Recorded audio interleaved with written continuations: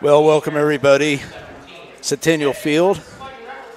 We're out here, and it's the Game 3. Great Bend and the Newton Sluggin Rebels. We're about ready for the national anthem, but we'll get right back into more of what's the importance of this game, especially for the Rebels, right after this.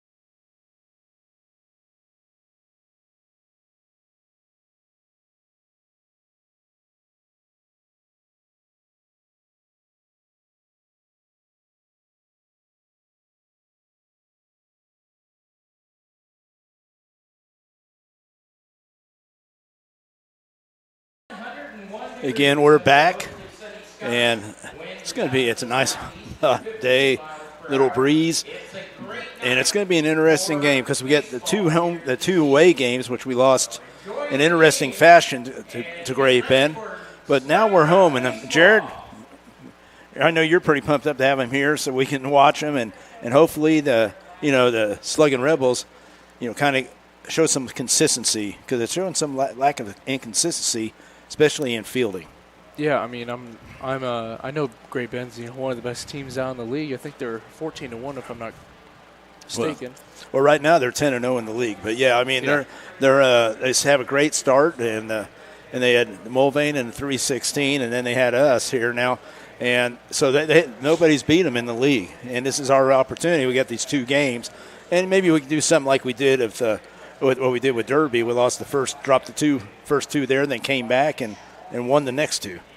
And what I was most surprised looking through, the box scores and everything is that we were fighting for those for the most part. We're fighting back, and then we just I don't know. It was a tough. That last game was kind of tough. Yeah, no, especially when you have a lead, 4-1 lead, and then it's just how you lose them. I mean, you can't average 4 errors a game or so, and right now we're one of the top teams in hitting, one of the top teams in pitching. We're pretty excited, but it was our defense, and that's one thing that I was talking to the assistant coaches before the game, and I said, it's something that players have to have pride in defense, and it's not just about hitting. You got to play some defense, and that helps your pitching. So we'll see how it goes today, folks. Bentley Bills now up to the mount, pitching for the Rebels. And up to plate, JoJo Nieves. He's their right fielder, the leadoff hitter. Takes strike number one.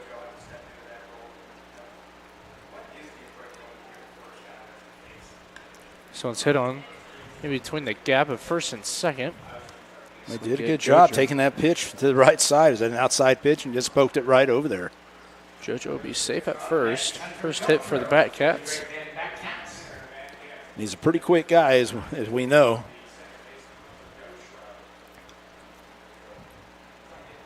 Hunter Gotro will be up next, number 16. He's the second baseman for the Batcats.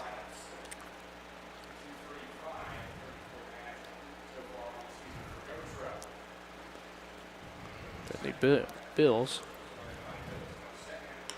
So this one's hit on towards right field. right fielder has gotten it. Might tag up. Yeah, great play over there. Just, that's tough, especially you're fighting the sun, too, looking over your shoulder. But he did make the catch. Great play by Micah Dorvik.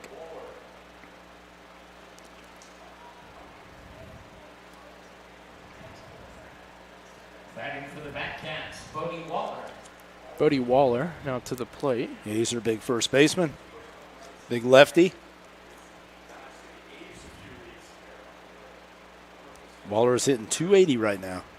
Bills gets him swinging for strike one. Seems like the Batcats are kind of swinging right out the gate, Yeah, no, they're took maybe 1 or 2 pitches and already hit the bat. That's one thing I noticed. Most of the teams in this league, like we watched Derby, teams are very aggressive. 0-1 count. So it's a little outside. Did a little fake steal right there by Nieves. 1-1 the count. Again, the advantage right here to the Rebels infielders with the grass. Definitely will slow it down. Bills checks back and it's just over. Throws it at first. As JoJo rounds second. That's one of the things again, you and I were talking about the other day. He says, why even throw it? Especially you don't feel comfortable. Just step off. I'd rather do that and challenge the hitters than doing that. Now the guy's on third base with 1 out. As that error by Bills sends JoJo to third base. Yeah, they'll probably be playing the infield in. We'll see what they're going to do. Here they come. Yeah, you just don't want to see that. That's definitely a mistake by a pitcher. 1-1 count for Bills. Just takes a hack at it for strike number 2. We were talking about that summer ball, too. That's where you can work on your pickoffs. For the game or whatever. So just a little outside. It just seems like Bills is just losing his grip on the ball. Yeah, it looks like his release is really early. You could see that. He's not going down. He's not going downhill. 2-2 count. Waller swings that one towards the Rebels dugout. Yeah, let's just hope he can work out of it. Again, I use the word minimize. If we can minimize and just 1 run, especially, because you're against the odds there. 1 out, runner on third. 2-2 count. Wow. This one's a little too inside for the ump. Called ball number 3. You make that full count. JoJo at third. Full count now for Bills. Wallers takes a hack at this one, hits it towards center field, and it's just over the center fielder's head. That's Tyler Palmer. Yeah, Palmer didn't have a great route on that. So I'll get a stand-up double for Waller, and they'll make JoJo have the leading score. Number 24, Connor Allen. Yeah, Palmer didn't have a great. You can see he kind of ran more sideways than drop step. Read. Yeah. And the ball just sailed over his head. That was a hard-hit ball by Waller as well. Connor Allen, 24, now to the plate. Connor Allen, catcher. I was going to say he's also a familiar face from here. He played with the Rebels last year. He's a Wichita product that plays up at Barton County.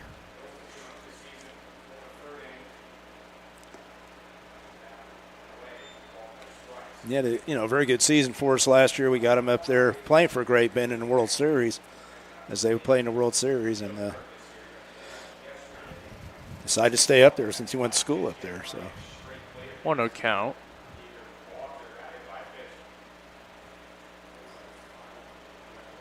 Bills gets him to swing at this one, rolls up towards third. That makes an easy play. Good. And the runner didn't have to advance. That's good. Now batting for the Batcats. That play was maybe a Drake Gerard. It's now Cole Christian up to the plate now, facing 2 outs. Yeah, Colby Christian hitting 289. 38 at-bats, 8 runs, 11 hits, 8 RBIs. He does have 2 home runs. Bills checking back second. throw this one. This one swung on. That's Foul what you- towards right field. That's what you said. Yeah, they're swinging it. They're attacking him early. I mean, they're getting great contact.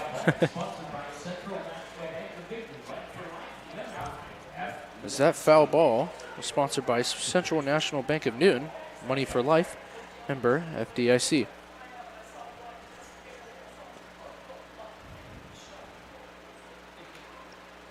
0-1 count. Someone's outside. 1-1. Again, right now we got to emphasize if they can just get out of here with just one run. I mean, that's great. Like I said, we don't want any crooked numbers. You don't want the big inning, especially right off the bat. And you just got to hope that the bats are alive today for the Sluggin Rebels. Waller takes a big lead at second. Swung at this one, popped up towards right field. It's mile high, isn't it? Micah makes a play, and they'll end the inning. As the Great Bend Batcats are already off to a 1-0 score.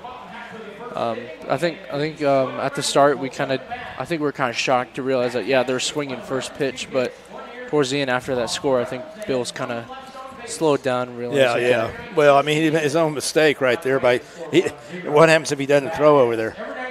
You see what I'm saying? He might be on third base because of the double. Oh, yeah. Yeah, double by Waller. But, I mean, that's the game. Like I said, if you don't feel comfortable throwing over there, don't. Just all you got to do is step. Make people think you will. Yeah. Just get in the head. But a lot of guys, they'll just throw it anyway. Yeah. And with that, that'll take us to a break.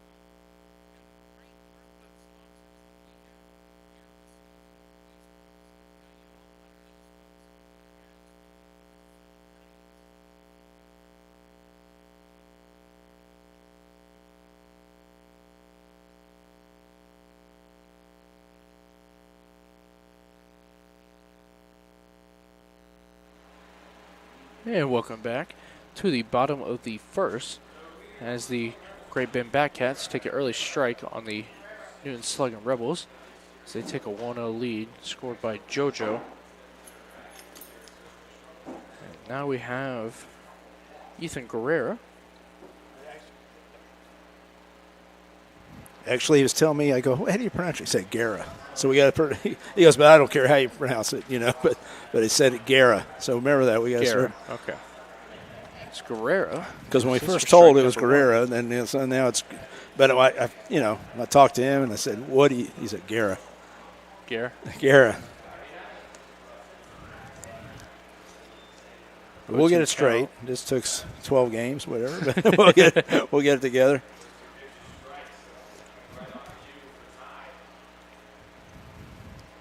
I told him my name was sure butchered a lot, so I know what he means. Oh, 2 count for Guerrera. That 1-2. Guerra hitting .444. He was up at 600 going into the series. This one.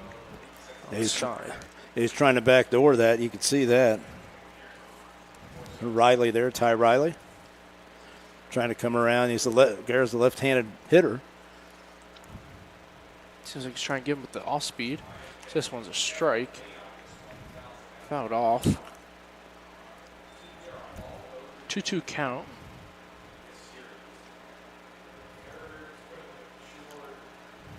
Guerra, 27 at-bats, 12 hits, 10 RBIs, leads the team, and 2 home runs, which were grand slams back-to-back days. Guerra. A little too high for him. Make that full count. Yeah, I was talking to him before the game. He has a definitely good approach. You know, he really rarely swings at bad balls. Great discipline. Yep. This one swung on and fouled off towards the Batcats dugout. It's pretty amazing. I know, Jared, we were talking about, I mean, this guy was in high school a month ago playing, you know, in metal bats, and now he's in a wood bat league and a collegiate league. So, I mean, it's pretty amazing what he's done, and now he's batting leadoff. Guerra gets a walk, a little too high. And see how many pitches he probably took there. I know it says 14. It's probably like more like, what, 10? I think it was 8. Yeah, more, I don't know. Because he fouled a couple too, so. But it was a good, you know, it's quality at-bats. That's what we're looking at. As the pitcher, Ty Riley, is already at 8 pitches off the first bat. That's good. I mean, right off the lead. We get the leadoff guy on like that. Bring up Gerard. Takes this one for a strike. Gerard batting .370. And, you know, I'll talk about it after this pitch. Gerard swings at this one, make it 0-2 count. But I was about to say they're Gerard and Guerra. Sorry, I was thinking. The Gerard and Guerra matchup, you know, they play so close together, even in the field. It's such a great matchup. Oh, yeah. No, they're good combo, too. 1-2 punch right here. Gerard bounces right back towards us. 0-2 count. But you can see everything's away. That's one thing, you know, most pitchers, especially collegiate pitchers, they pitch away. You watch their catcher right there, Connor Allen. Watch how he moves away and moves towards. Ty will check Guerra. Safe at first. But see, it's all about making an adjustment because, you know, you're going to pitch away. You got to take that ball that way. And they're hoping he rolls over. Gerard fouls this one off again towards right field. You know, he's staying alive. Yeah. He's getting that pitch count up. Already at 12 pitches. That was a foul ball sponsored by Central National Bank of Noon.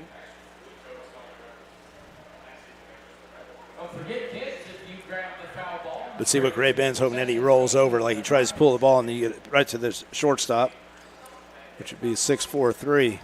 He's just got to go with it.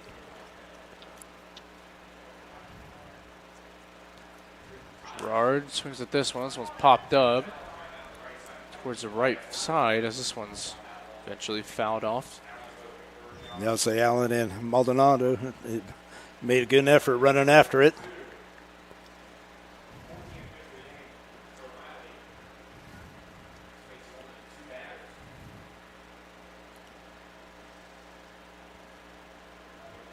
Yeah, you always wonder, like I said, in summer ball, when you get into July, that's when you have to play your best baseball because that's going to carry you over, especially if you get to the NBC World Series. Gerard looks at a ball finally and yeah, called a ball, 1-2. That was pretty close, too, though. Yeah, that wasn't by far. Yeah, he leaned into it thinking he had a swing, but he held back and called a ball. 1-2 count. Another foul. Another foul ball. Hope our guys are getting them out there. I know a lot of kids are going after them, getting some candy.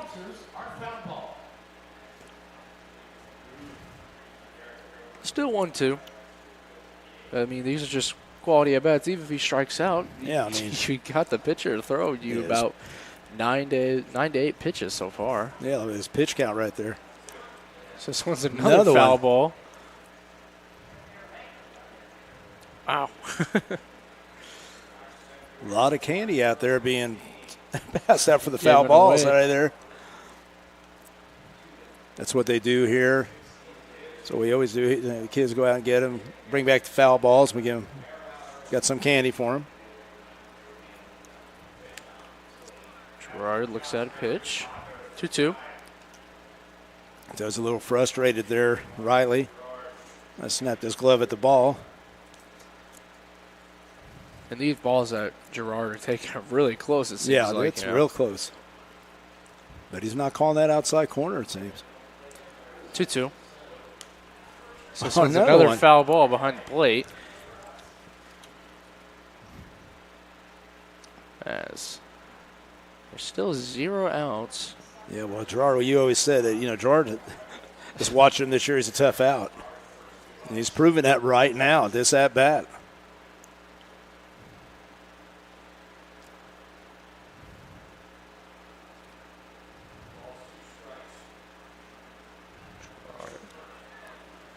Garrett gets checked back as he's safe.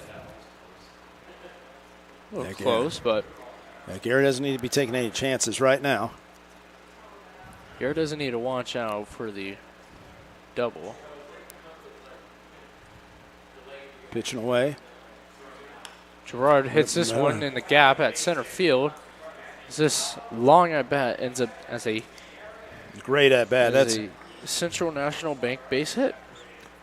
That was a great at bat. I mean, just the base hit up the middle. Just went with the pitch right there, just battling. Took it nice and easy. As the catcher Balin Sorensen now to the plate. Runner on first and second, no outs. Already, the coach, Roger Ward's going to go out and talk to him. And, I mean, he's getting his pitch count up. I mean, really, he's coming. He's throwing strikes. He's just fouling them off, and not like you could say, but he might be talking about a defense, some play that might be on here in case of bunt situation. And, as Ty Riley, I would be frustrated myself if I threw about 9 pitches, someone fouled off every time, and then the 2 times he doesn't swing their balls, and then he finally gets just a blooper up the middle.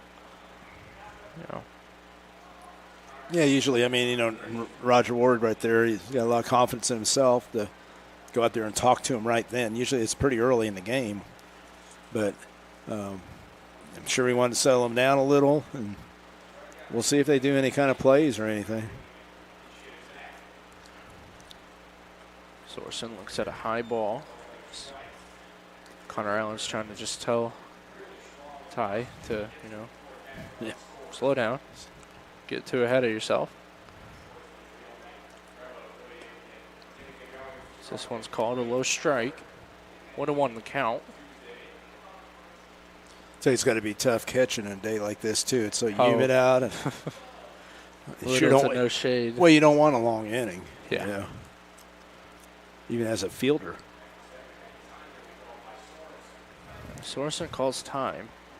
Yeah, and I don't know. We don't know the pitch counts on the back cat pitchers, but I think he's at 19. I was going to say he's ready. I think the left side of our scoreboard shows the way the right shows ours. As Sorensen takes another strike, 1-2 count.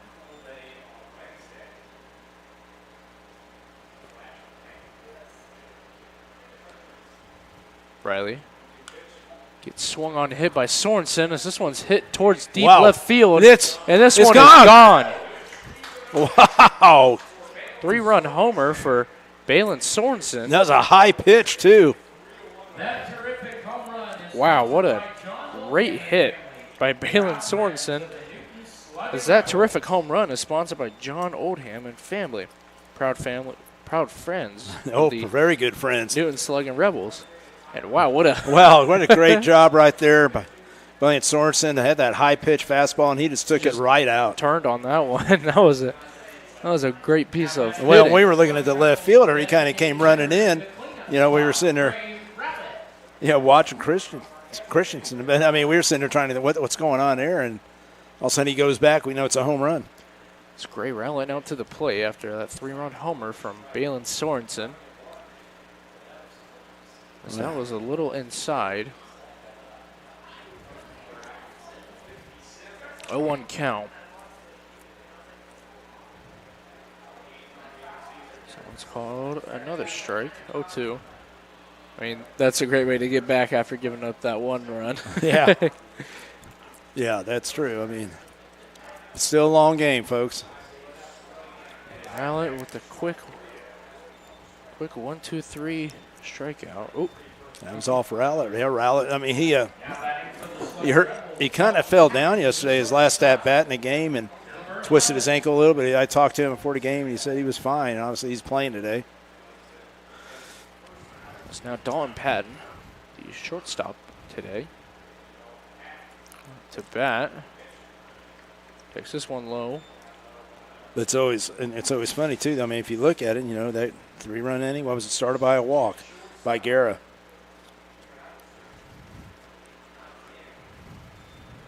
Called an outside strike. Hit the outside corner. 1-1 count. Man, they are. Riley's hitting the outside of the plate. Yeah. 1-2. This one's hit in between the first and second. Second baseman could just not get there. That'll be a stand-up single for Dalton Patton. Yeah, Gertro, he made a great chance. I mean, he tried a great dive. And it slows up enough that I thought maybe he was going to get it. Luckily, he didn't. It's now Connor Owens hitting 6th.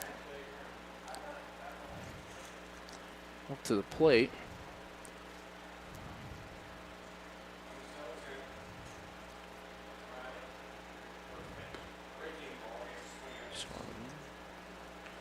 It's a swing and a miss on off speed. Yeah, Connor Owens hitting 250. He had a quick start. I remember a good start right off the bat.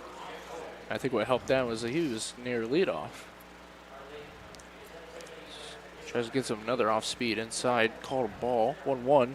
Yeah, he's 7 for 28 with 4 RBIs.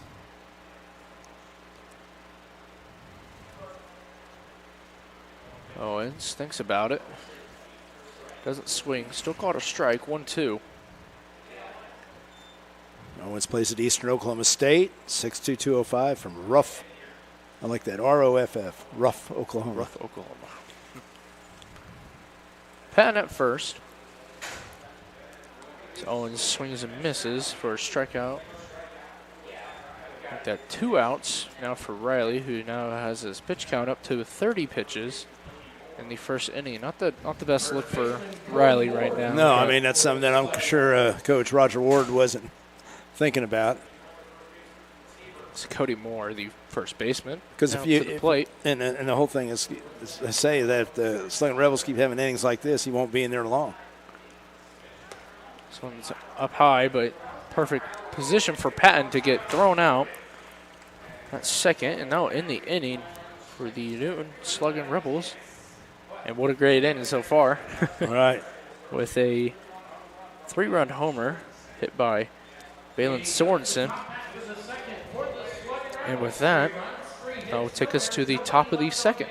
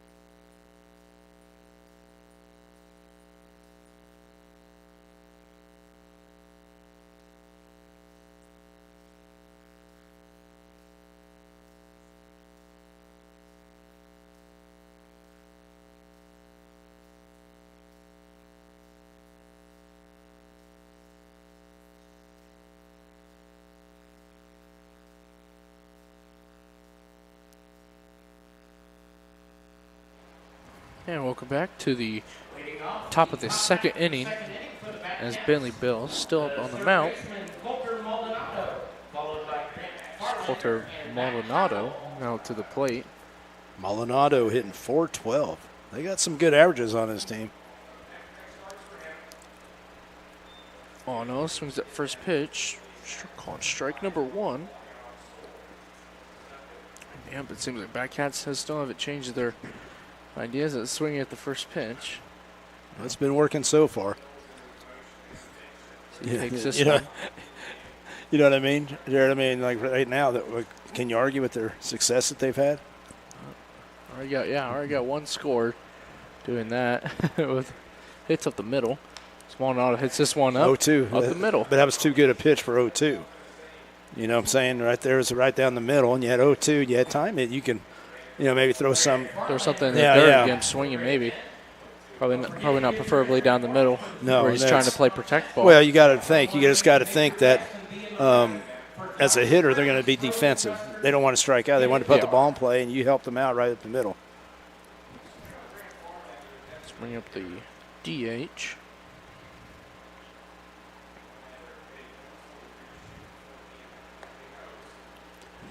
Takes us inside for strike number 1. That's Grant Farlander. He's hitting 143. Farlander. Yeah, some tough names to pronounce. Yeah, you get used to it. You got to go around this league first time. 0-1. So this one's hit on towards the just perfectly placed in between first, second, and left or right field. And just count as a base hit. Yeah, that's how quick right there. Now I was talking to the coach about shutdown innings, and it's one thing that I feel has been the weakness. I mean, it seemed like we got better towards the end of that Derby series, but right now it's just, you score, you can't let them back, you can't let them score. You score, they don't.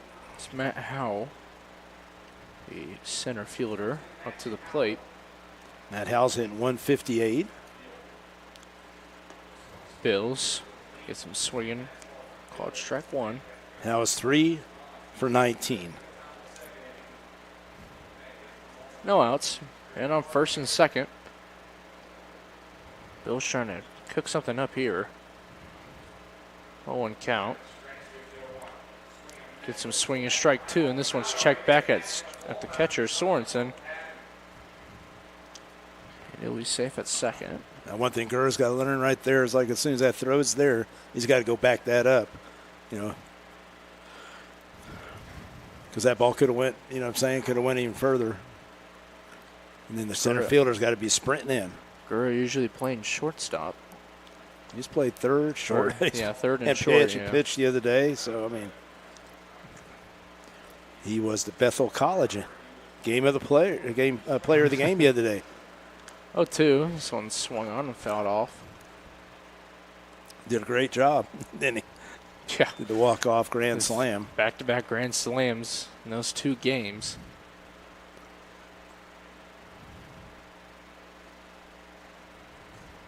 Yeah, you can tell us talk to him. He loves the game of baseball.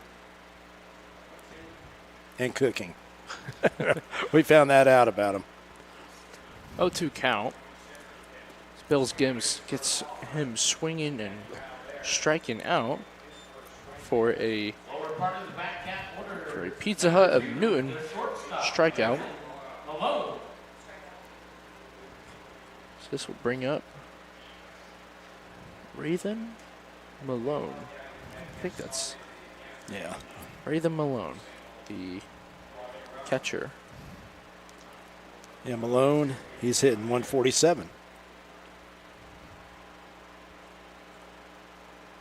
And on first and second. Well inside for ball number 1.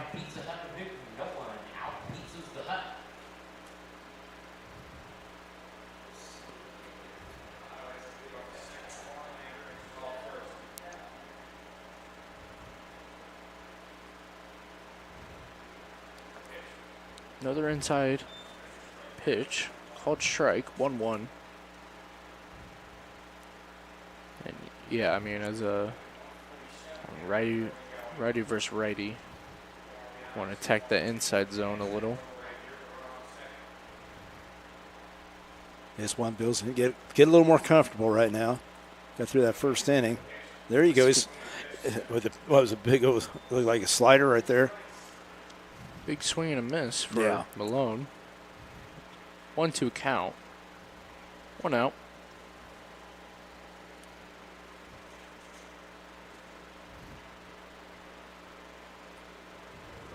See that late break on that ball. Well, outside. Oh, good block. Great block from Sorensen to stop the runners from advancing. Yeah, that's the last thing you break want. Up a double play. Yeah, and that's the last thing you want. You know, hopefully you could hold them at first and second, keep that double play intact, and not second and third, and who knows how they can score. Pass ball, wild pitch, or anything like that. So this way it's keep them there. Great job of blocking the ball. 2-2.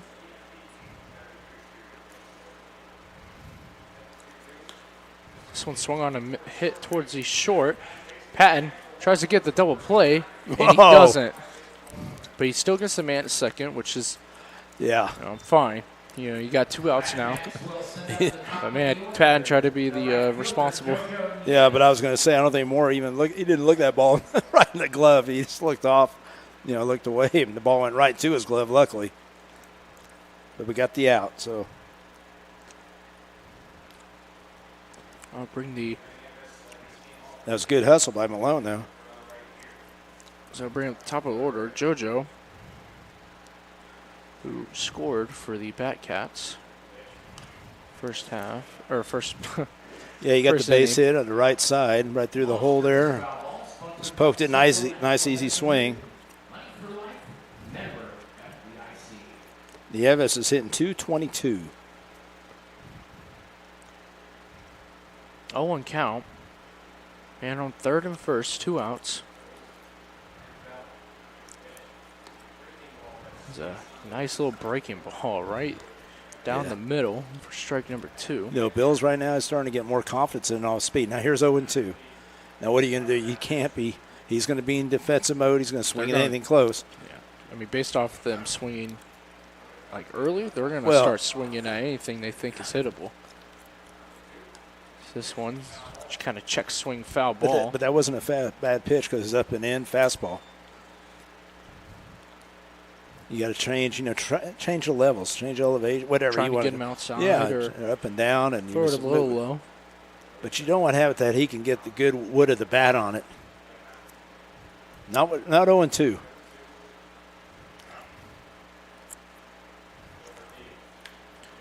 So he gets JoJo to hit this one up to second, and this one is bobbled as Coulter gets to score from third.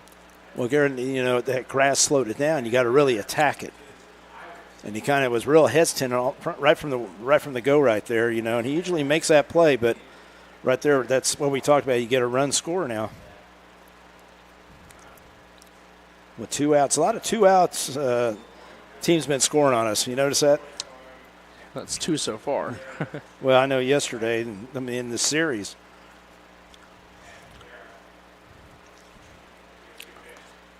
But that's a strike on the outside corner. But the whole thing is that once you do that, you're getting more pitches going for your pitcher.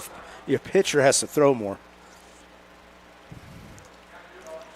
And that's what you don't want,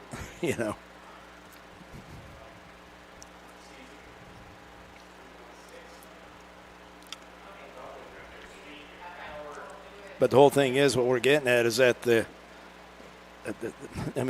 got to look at it. The Sluggin Rebels had an opportunity. They definitely had an opportunity to, have a shutdown inning. 0-2 count for Bills. He calls time. Hunter Gotro, the batter. Hunter Gotro facing an 0-2 count. Whoa. Sorensen thought that was going to be strike 3. Yeah, Sorensen. Kind of jumped up in a little excitement. That wasn't a bad pitch right there. It was down low, good fastball. Thought he got him looking, but called ball 1. 1-2 count.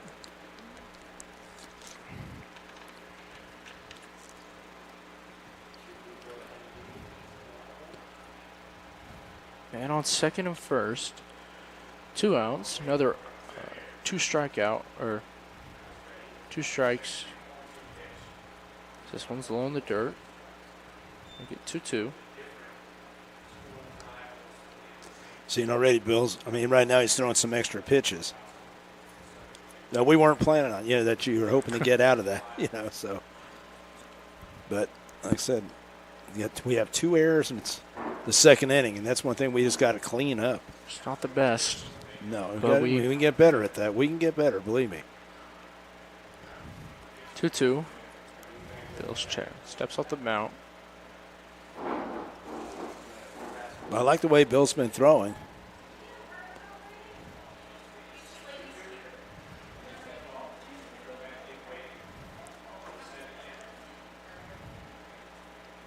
Two. He tries to get some with the outside off speed and doesn't swing at that one. Full count now. And the thing is, runners will be going right here too, so we'll see what happens. This is a very good hitter.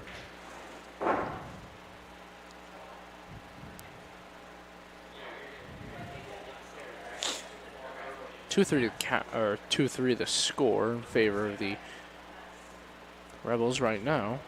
It's just a full count. And he'll walk him after 4 straight balls. Make that bases loaded with 2 outs for Bills. So you had a point where you thought, okay, we struck him out. And he ends up walking, so it's a tough situation right there. As Bodie Waller, the man who hit in JoJo for the first run of the game, now to the plate. Yeah, the double. So not looking too good for Bills right now. Waller takes this. Strike number 1. Well, that's the thing you're always asking yourself. I always used to talk to my teams. I said, is the other team beating us, or are we beating ourselves? And I think you're beating yourself when you're sitting there having errors or walks, the little things like that. 0-1. Outside for ball number 1. 1-1 the count. Bills definitely needs to work out of this. It's going to be tough.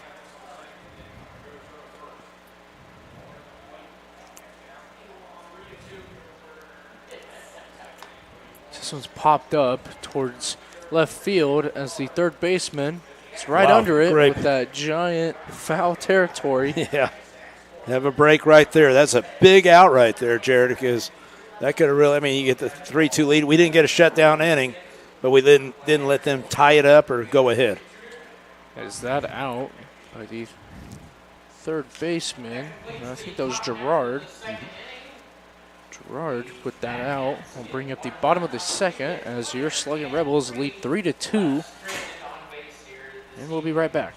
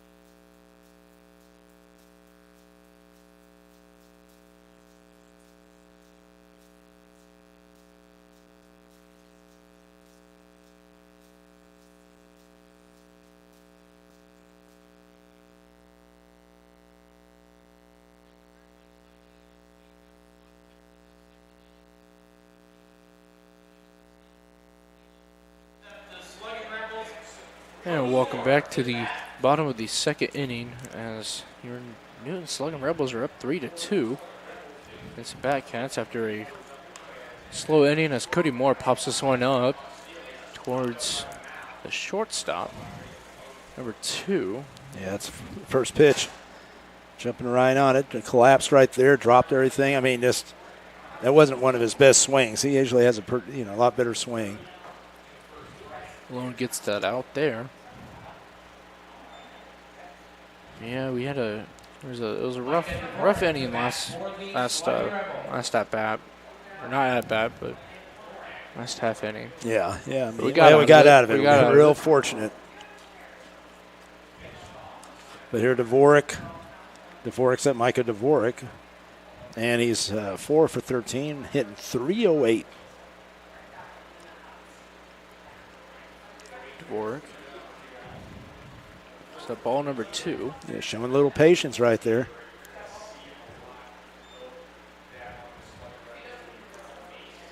He swings at this one, popped up towards the third baseman, and he will make that play. Yeah, he kind of jammed himself on that. It's a little flare right to the third baseman. 2 pop-ups right there.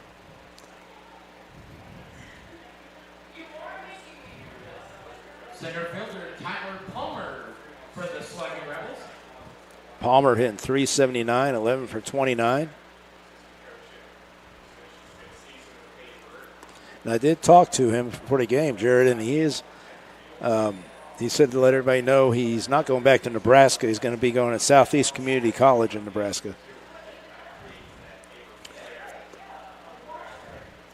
1-1 count now for Palmer. Which is in Beatrice, Nebraska. You've probably been there. No, I never think I have. So anyway, so just to let everybody know, I know we've been saying that University of Nebraska. And he was there this last year. This one is fouled back. 1-2.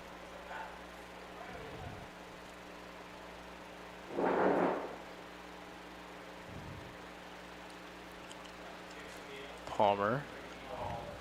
Looks at a breaking ball. Is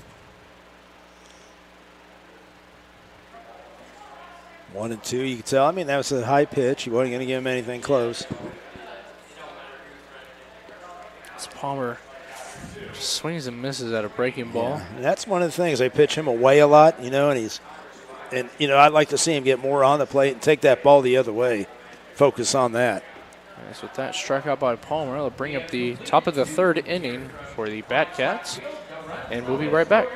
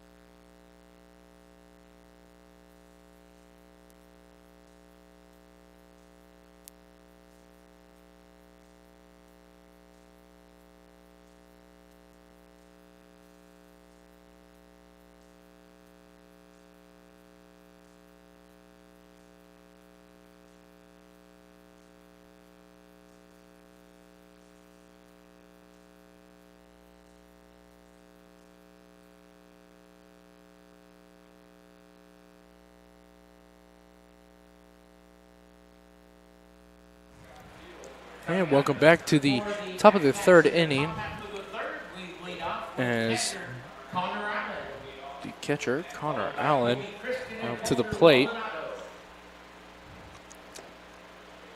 This one's called a strike for Bills. I mean, that was a quick 1-2-3 inning for the Rebels, which wasn't the. I mean, it just wasn't really that best of an inning. No. So now he's facing a 0-2 count for Allen. And you and I were talking at the break. You know, we're getting our little break here because we were the Sluggin Rebels because Alex Rogers is not playing. He's one of their best players. He's up in the press box right now doing broadcasts. So Allen hits this one towards left field, and this will drop as the left fielder bobbles a little. But luckily, that'll stop Allen from advancing any further than first base. It's be a leadoff single. Yeah, I mean, they're 3 for 3 and getting the leadoff on. You know, you're fighting with fire every time if you're doing that because the percentages are they will score. Kobe Christian to bat for the Batcats. Kobe Christian now to the plate for the Batcats. Christian in 289, 11 for 38, 8 RBIs. It's this one in the gap between left and center field. And Allen thinking about rounding, but gets stopped it once again. Well, and again, it's what you were saying about jumping on fastballs. Sometimes I think, you know, teams like this, you just got to pitch backwards. You got to throw the off speed early. Start with the off speed. Trying to get him swinging. Mix it up. I wouldn't be surprised in the next inning or so to see Bill's trying to throw some more off speeds, or hopefully someone picks that up to where. Well, that's one thing. I mean, you know, that's where Sorensen and him need to work on it together and figure it out because these guys and coaches, that right now they're a dead red. We call it dead red. They're ready to hit. Someone's in the dirt. Ball number 1. But you know he's playing like now. You have, you know, the chances are first and second. We don't know if he'll bunt him over or whatever. But they're trying to get this game tied up. Coulter to the plate. And the one thing he was showing, his breaking pitch was really good. I mean, he's in that second inning, even though, you know, had some trouble there, but he was showing this breaking pitch looked pretty good. He was starting to control it well, but he's been throwing the fastballs right now. Maldonado facing 1-0 count, man on first and second, no outs.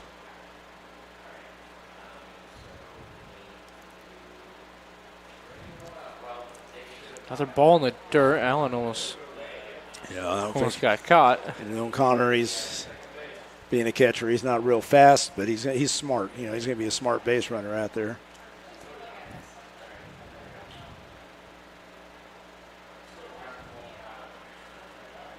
Two-0 count for Maldonado.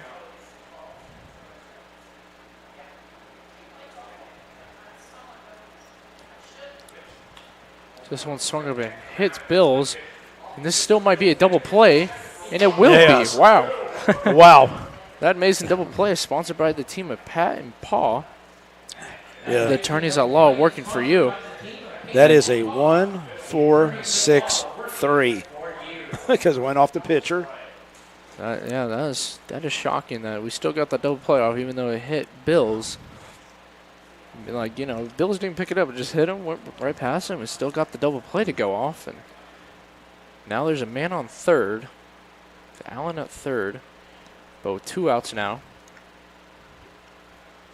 So it's called a strike. Yeah, I mean, that was, you know, definitely the pitcher's best friend right there, and he was in on it. You know, he with that stopping the ball a little, and Garrett made a good. You know, I was going to say that ball was kind of going up the middle, and then it kind of went deflected. Far, yeah. Went off the hill, veered off to the right. There's Grant Farlander now faces 0-2 already. Man on third. Bills almost got Farlander to swing at that one, but that one was just a little too much in the dirt. Sorensen blocking another one. Biggest thing, got to keep that run. Like I said, you just want to keep. You don't want to help out that you know, our opponents right now by some like a wild pitch or pass ball or anything like that. This one's a little inside high. 2-2 count.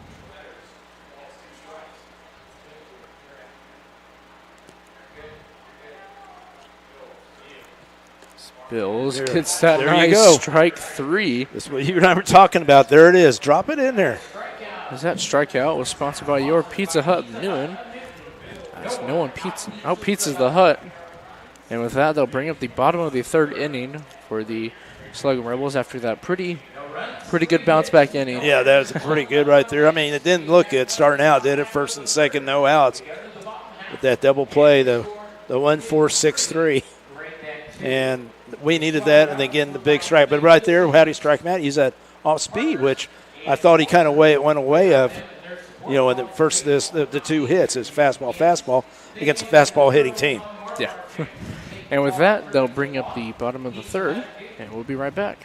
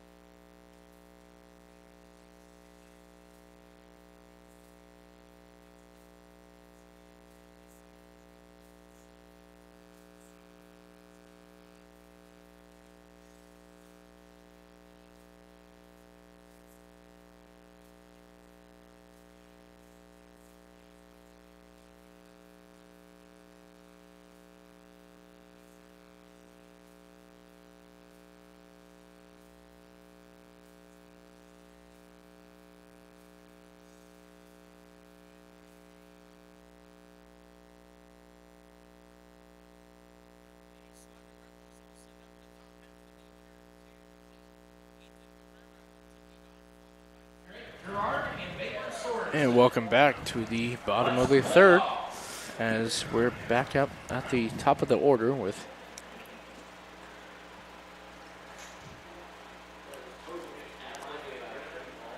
See that one thing, Garrett, right there.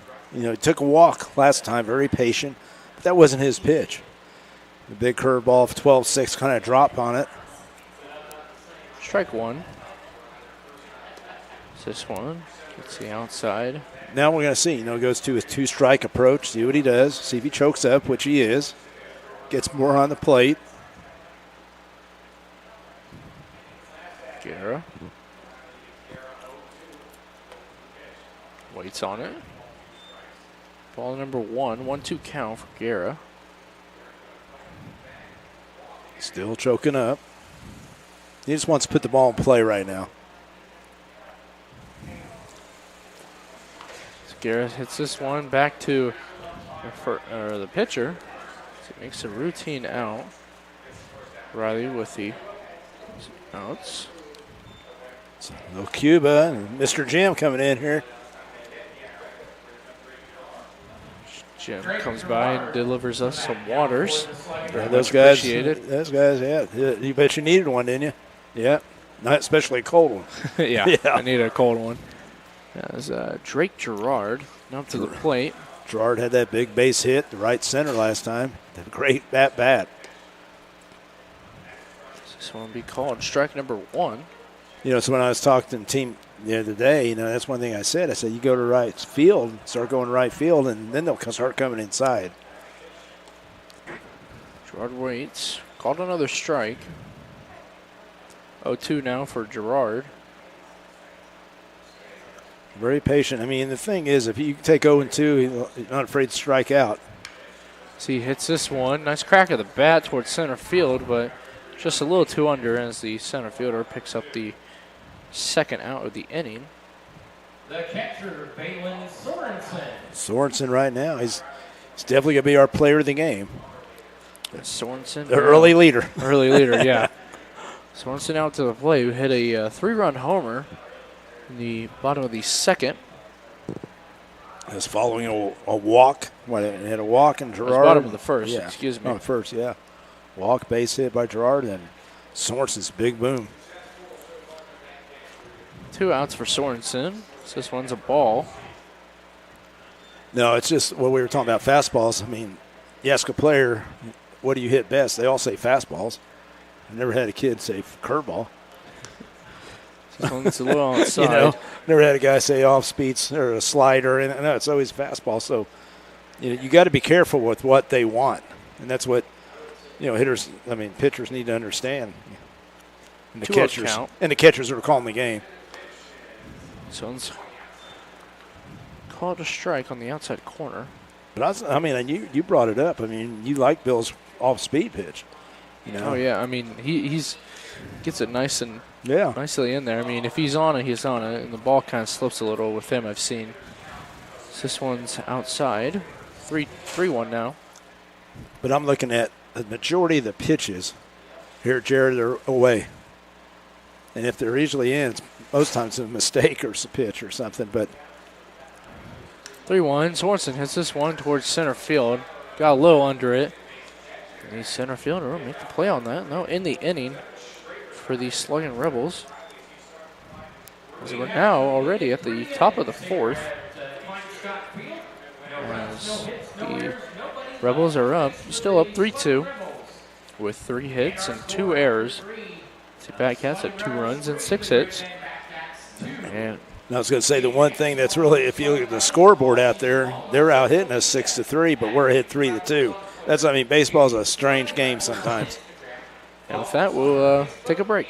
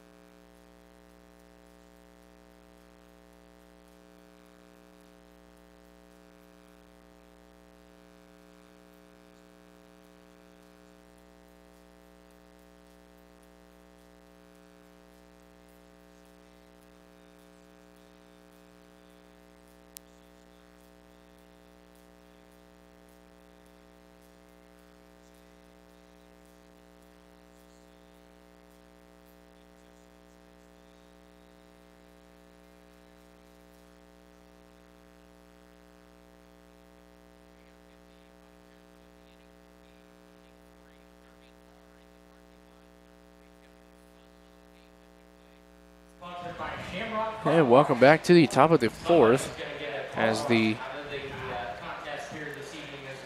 Batcats, sorry, blanked out for a little, as the Batcats try and get back and tie up the game against the Rebels. So number 23, Matt Howe up to the plate. Looks like it. Yeah, right there. Hal struck out his first time up.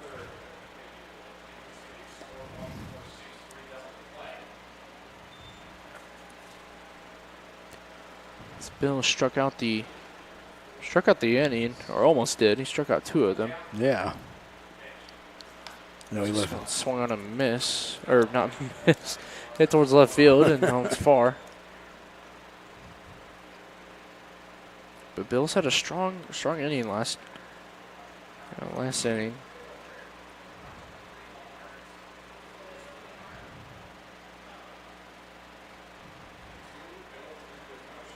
This one swung on a hit towards second baseman. Makes the play to Cody Moore. That'll be good for out number 1. Raythan Malone to bat for the Batcats.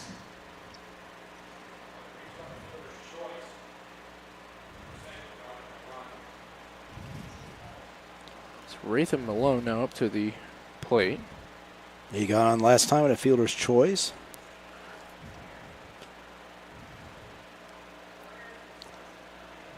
This one's just inside, almost hit him. Ball number 1. It seems like Bills is kind of, cooling down and figuring out a spot right now. Well, the biggest thing, it's like when he rushes that fastball. It's like instead of staying with his tempo, his swinging, his throwing motion, it's instead of he rushes. And when he rushes it, and when he stays nice and control. So swung on a miss, fouled. I mean, it's this, you have to, when you're throwing a pitch, everything's got to be the same. You got to live off your fastball. You got to, your fastball, but then, saying that it's a curveball, but it looks like a fastball until the release. The changeup, that's what makes the changeup effective. It's got to look like you're going to throw in a fastball, and then all of a sudden. 2-1 count. Gets some swing and a miss. And Bills, he's just looks like he's trying to find his comfort zone. And so far, these past 2 or 3 innings, he has. With a little rough spots. This one's just outside. But, I mean, he's put himself in some situations. But, he's gotten out of it with say, some damage. 1 run this inning because of an error, and then the last inning. Right. That was a sack. Yeah.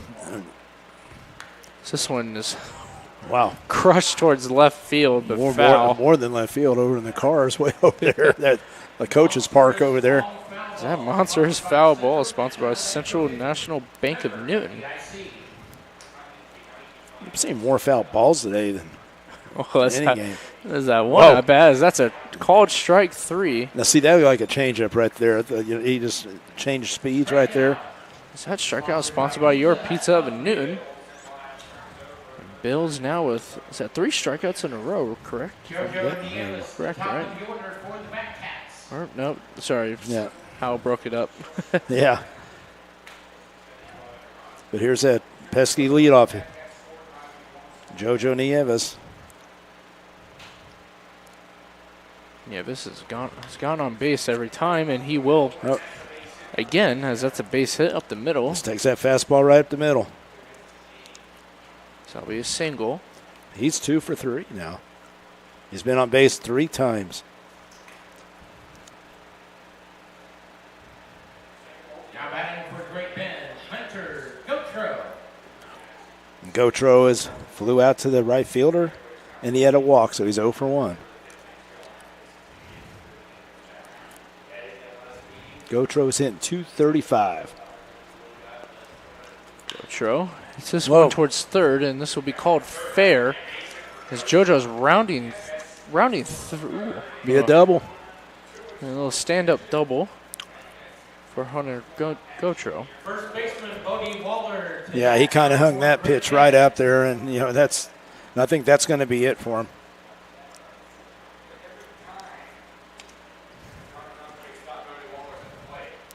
So get a mountain visit now. I don't know if anybody's been. I can't see. We can't see who's throwing in the bullpen. I don't know if you can, Jared. No, I can't right now. It doesn't. I don't even know if I do see anyone in the bullpen. He's going to stick with him or what? But it's either talk about it or. But again, here we are in another situation. Runners on third base with 2 outs.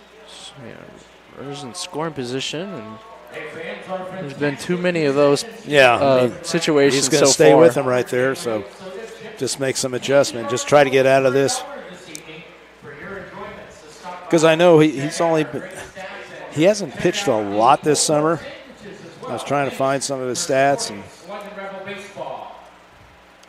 but you have a real good hitter up. The guy that has 2 RBIs. Bodie has Waller. 1 RBI, I guess. He had a double earlier. 1 RBI with a double. He was in a bases loaded situation last inning. Luckily, he fouled out or flied out as this one's hit towards the second baseman. Guerra makes an amazing play. Yeah. Cody Moore at first. He saved right there. He saved a run, didn't he? That great play in the field is sponsored by Carl Hodges and Family. The Rebels tradition continues since the year 2000. And with that, I'll bring up the bottom of the fourth as Bills gets out of that inning once again. Yeah, by the hands of Bodie Waller. And man, it's kind of been a roller coaster, I guess. Watching. There's just no. I'm just saying, if I was Coach Olson, there's no. You can't ever relax. You're not gonna. There's no comfort zone. Yeah, you gotta be ready to. If he's in that situation, you gotta be ready to pull him. Yeah. And make sure not to get it too deep. Well, you don't want to have that big inning explode on you. Like we talked about the crooked. I mean, right now we're holding them off. We got the 1 and the 1. 2 runs, but we're preventing the crooked numbers we talked about. The 3 runs, 4, whatever. And there's a good chance that they could have had that easy. And with that, they'll bring up the bottom of the fourth as we take a quick little break.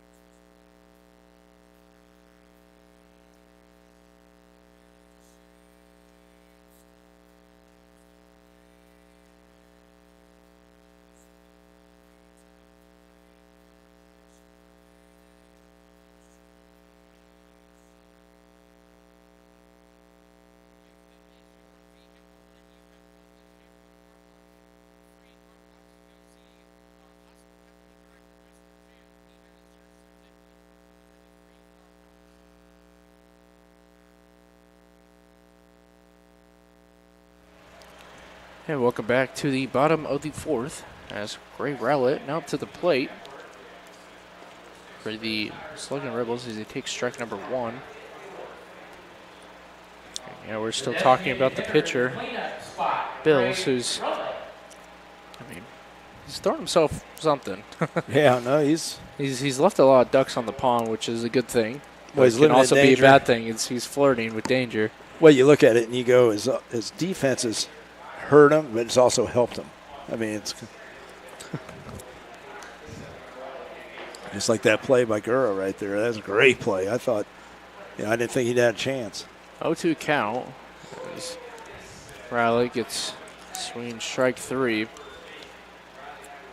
As Rebels haven't been too hot so far in the bats since the Rowley's second strikeout. We don't know if his foot or whatever is affecting him right there, but he told me, he said, "Hey, I'm fine." Said he hit the bag wrong yesterday, that last at bat, which happens. Yeah, that I've done that before. It's not really pleasant. Stomp Patton takes strike number 1.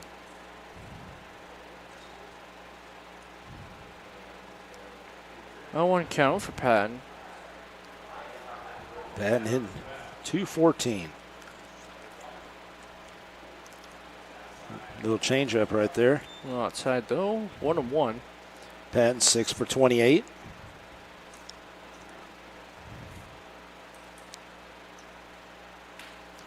One out.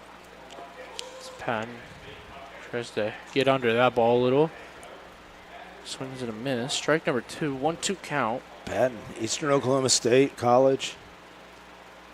Red Oak, Oklahoma. We're always going to remember that one, right? I do remember that one. I do not think I've been to Red Oak, though. But you're going to when you go, you're going to send me a picture. Okay. You with that. I'll make sure. Make sure right there. Welcome to Red Oak. I want to see that. Okay. Make sure I make a trip out there. That's right. 2-2 count. Patton, as that one's a little inside. Make that full count now. Patton with some great plate discipline so far.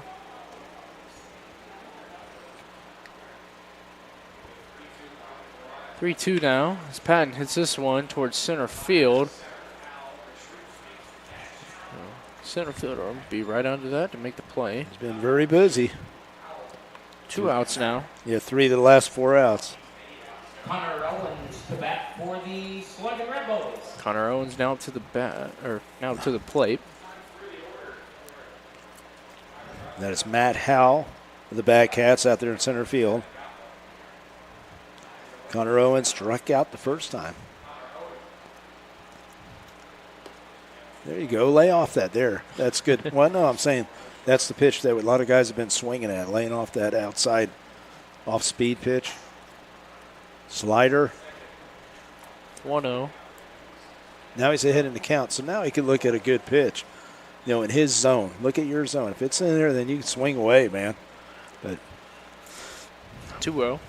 2-0 count for Owens. See, that Rightfully wasn't bad. so. He takes a hack. Yeah, he took a hack. But just missed it. And he just barely missed it. You can tell when he goes straight back like that, he just was just under it. Just under it to where, yeah. But he should have another good pitch right here. It's all about the count, being ahead in the count. Pitcher's count versus hitter's count. 2-1 count now. Make that 2-2. That was a tough one right there. That was a little low and away, but we can't see the away as much, or the down as much from up here. It's kind of tough as the 2-2 count now, a little high. Now facing a full count. Now let's see what kind of approach he has. I always look at the approaches. Like I said, you've been a hitting guy and coach all those years. You really look at see what different pitchers or different hitters do right there and how do they handle pitchers. In these situations. Yeah. Outside. 3-2 as this one's hit, popped up towards the right field, and the second baseman, that's number 16. Yeah, that's Gautreau. Gautreau making the play on that one. As we now head to the top half of the 5th inning. As the Sluggin Rebels. 9 in a row. They've gone down. We'll take a quick break.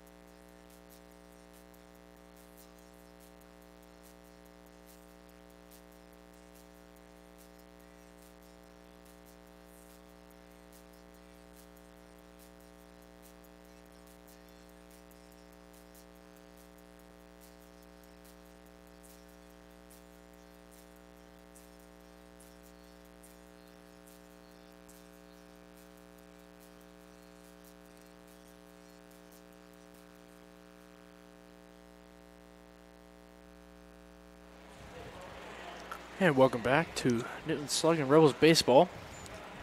As we head to the top of the 5th, I'm Jared Oberlechner here with Carve, as always.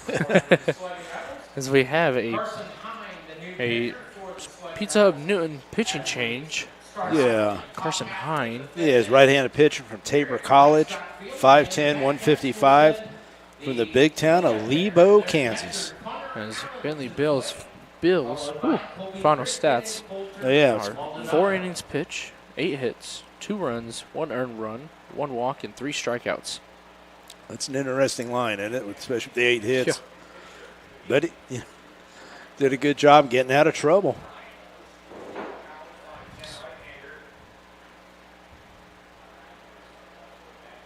It's number 24. Hits this one towards left field, and this would just get in front of the left fielder for the That's all, Rebels. and that's the thing. Like I said, he played for us last year, and that's basically this base hits like that. That's what he does. That was Connor Allen who got the single on that one. 2 for 3. Again, let's see. Well, they didn't do it last inning, so the 5 innings, 4 of them they've got the leadoff guy on. That's the key.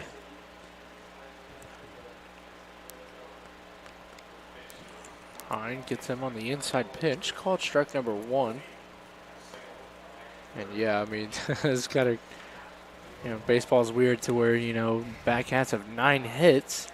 Yeah. Only 2, and we're still leading with only 3 hits.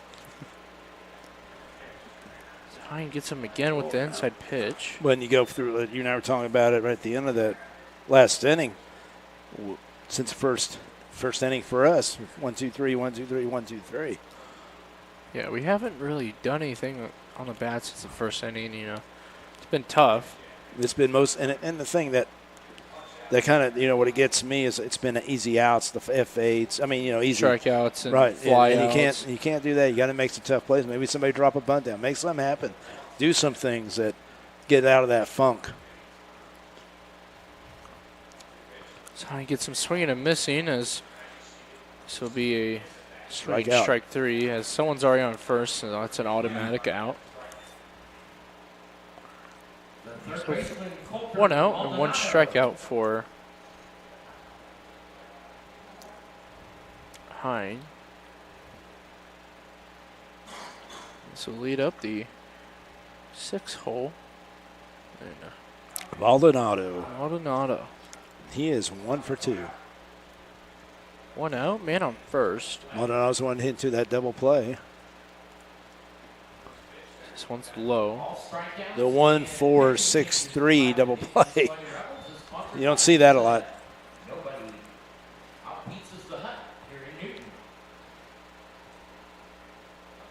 1-0 count.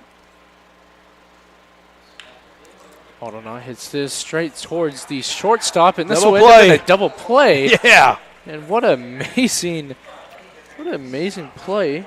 And that was Dalton Patton who made that play out on shortstop. Right. And that great play in the field was sponsored by Carl Hodges and family. The Rebels tradition continues since the year 2000. 6-3 double play like that. The Rebels haven't been, we haven't really been the best hitting, but our great defense so far, has kept us into this game. The defense is stepping up in crucial situations. That's how you got to put it, Jared, because there's sometimes that after that inning, the second inning, they almost batted everybody in the lineup, and they only got 1 run. And with that, we'll take a small little break. We'll be right back.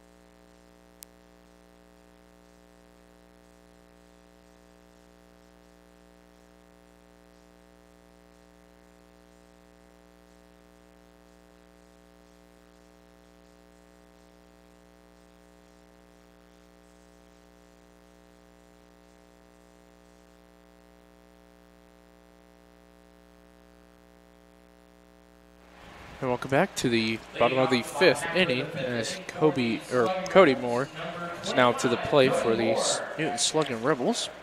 And just looking at the score, the break box, we have only 3 hits with 2 errors, and we're still up 3-2. Just hasn't been it's been a little sloppy game for us so far, but we had great defense that's bailed us out in certain situations. Yeah, you wouldn't think that being hit 3 times as much. Three many hits right there with 9 hits versus our 3 with 2 errors. There's more hits just straight There up the you middle, go. and that's how you break that cold streak so far, as you get a leadoff hit. Well, more right there. Just his swing was better. You know, he didn't drop down, didn't collapse Just like nice he did. and easy. Yeah, nice and easy swing. He's a strong kid. It You know, didn't look like he was trying to kill it or anything. He just get wanted through to get a that base zone. hit. Get the ball in play at least. Micah Dvorak, Tabor College is up. 6'1", 150 from Garden City, Kansas. Dvorak showing bunt.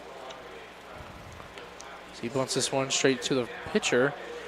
So this one might be a double play, and no, it will not. Micah beats it. Yeah, that was just too far up the middle, right to the pitcher. He could easily field it. So now we have 1 out. Dvorak on first. Let's bring up Tyler Palmer, bottom of the batting order. Like see Palmer, like I said, just make some adjustments right here. You know, like I said, they're pitching him away, especially with sliders away. Palmer is just... I think he's got a reputation. They know he can hit a fastball.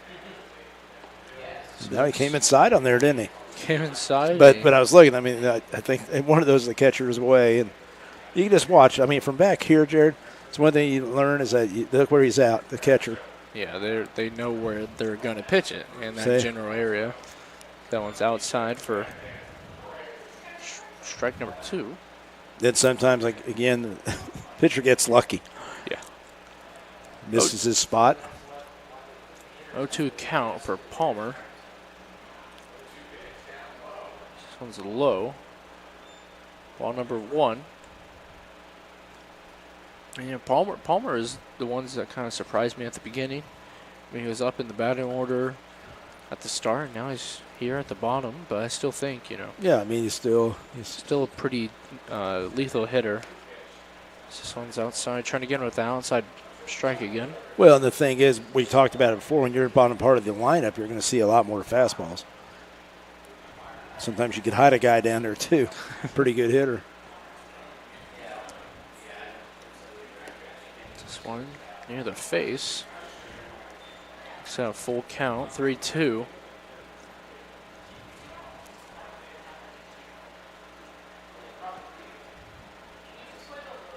With 2 outs.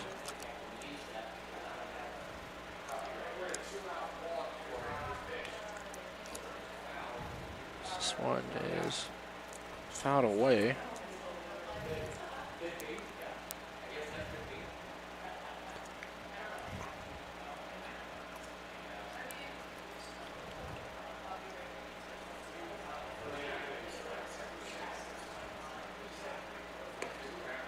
Palmer will take the walk.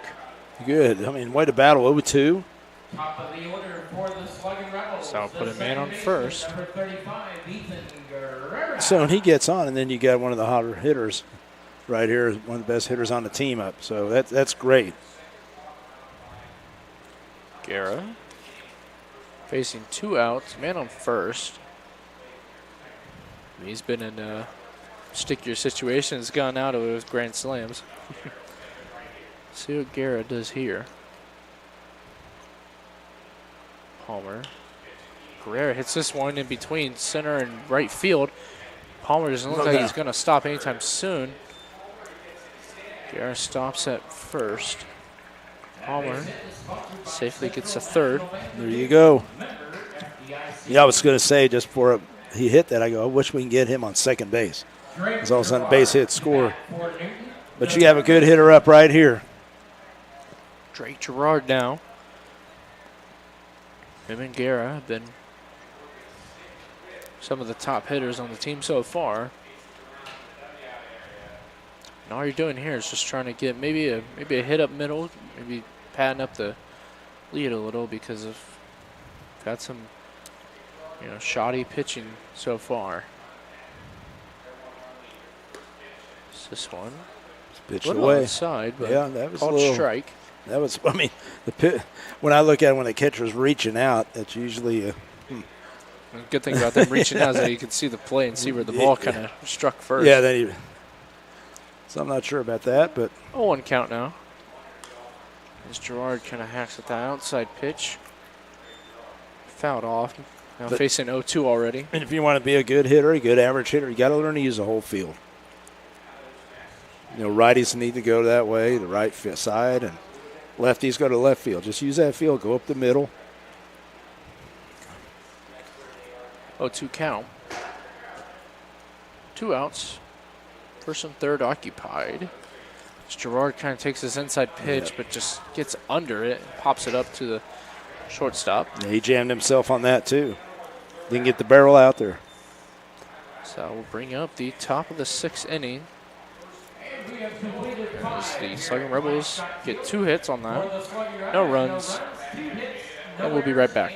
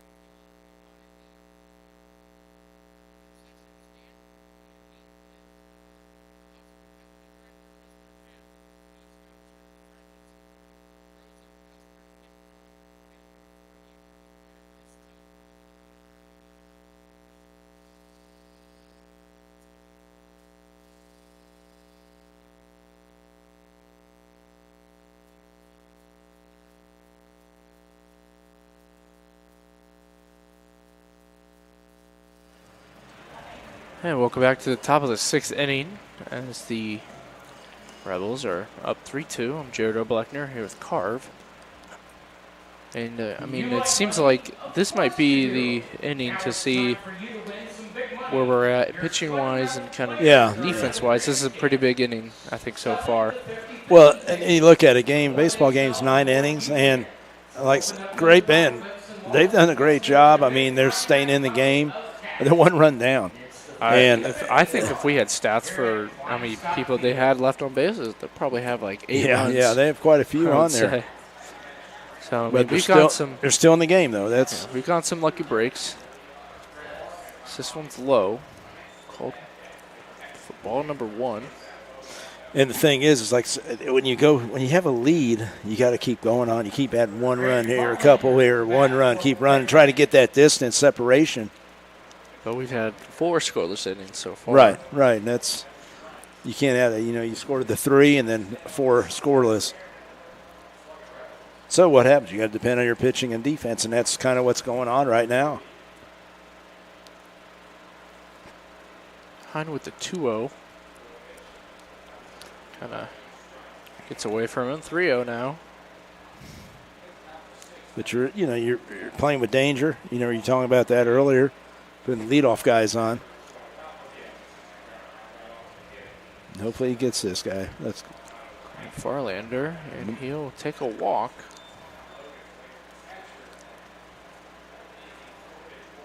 That's the 5th out of 6 innings leadoff. And you know, when you look at that, you look at a scorebook or whatever, and you go, why do they score? Why do they? What's going on? You dissect the game. Are there leadoff guys getting on? And that's what's weird about this game because their leadoff guys are on, but they're not scoring them. Center fielder Matt Howell now to the plate. I guess 2 of the leadoffs out of the 5 have been on. Have scored. This hits the outside edge for strike number 1. That's what's nice about keeping this because you can see that, you know, the 2 leadoff, the first inning and the second inning both scored their 2 runs.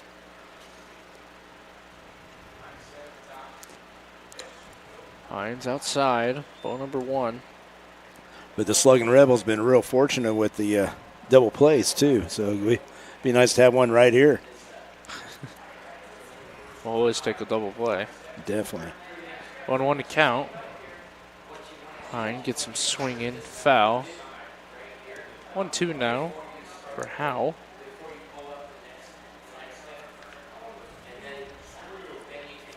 Howell is 0 for 2 with a strikeout and a ground out to second base. 1-2.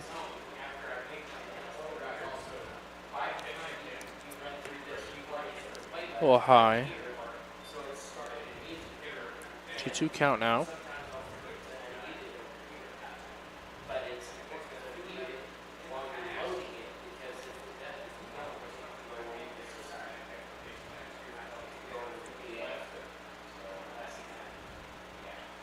Howe swung on and hit towards the shortstop, and this will be a double play. There we go. By Dalton Patton, who's had himself a pretty good game out on the field. He's been involved in 3 double plays, or 4 actually, and 4 of them. 4 double plays? Yeah, I think so. Wow. That double play was sponsored by the team of Pat and Paul. The attorneys of law working for you. The shortstop, Rathan Malone. So bring up the shortstop, Rathan Malone. Yeah, he's in the 9-hole right here, and he's been on a fielder's choice and also backward K struck out. So this one almost hits him. Sorry. He turned away like he was going to hit him, but called him for a strike.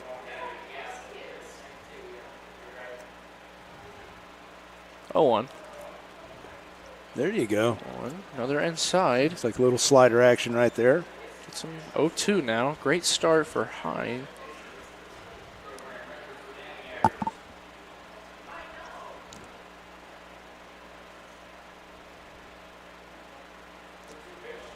This one swung on a miss. Sorensen gets the drop 3 strikeout. Good inning. That strikeout sponsored by Pizza Hut of Newton will bring up the bottom of the 6th inning. It's been a game. Oh, yeah. And we'll take a quick break.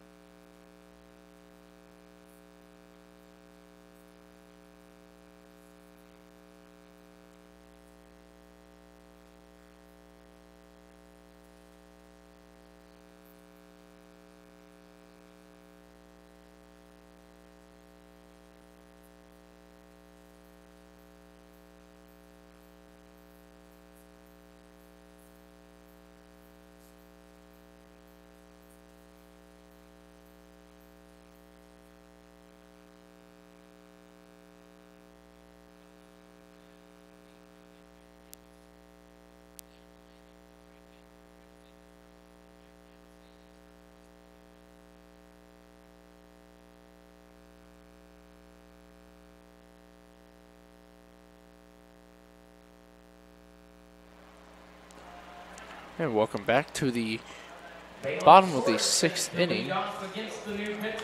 As the Backcats have a new pitcher in Ian Lanick.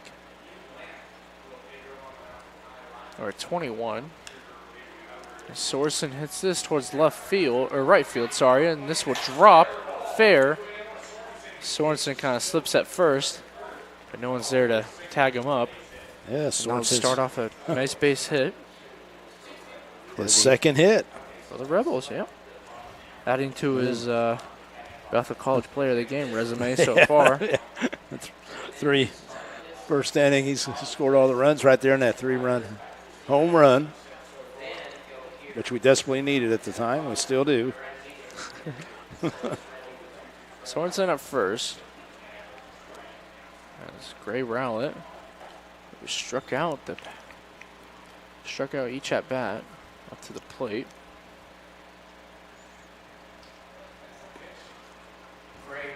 This one's called a strike. 1-1.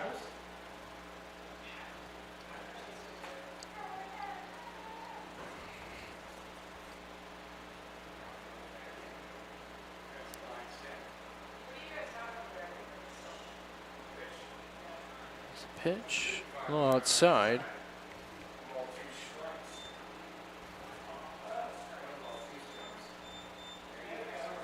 Actually, we have a 1-ball, 2-strike count. What is this one? Ooh, it's Rowlett. And now move the runners to first and second. As Dalton Patton out to the plate. Patton. He has a base hit. And also a fly out to center field. He was caught stealing. And he's also been responsible for about 2 or 3 of our double plays so far. Yeah, I think 3 of them actually. So we'll see if he tries to get this bunt down. No, he's not going to bunt. So, swing and a miss. I think, a situation like this, you're not hitting real well. Just try to get somebody over at second and try third. To move someone over. Yeah, and then leave it up to, you got good hitters and Connor Owens and Cody Moore. Someone low and away. 1-1. And those final stats for Ty Riley, the last Batcat pitcher, is 5 innings pitched, 5 hits, 3 runs, 3 earned runs, 2 walks, and 4 strikeouts. As Patton hits this one foul towards first. It wouldn't have been bad even. Almost could have been bad news if that was fair. Well, if it's fair, it's at least you advance the runners. I think. I don't think he'd throw anybody out. Maybe. We never know. 1-2 count for Patton. As he'll just swing it on off speed. Yep. And that'll be strikeout number 1 for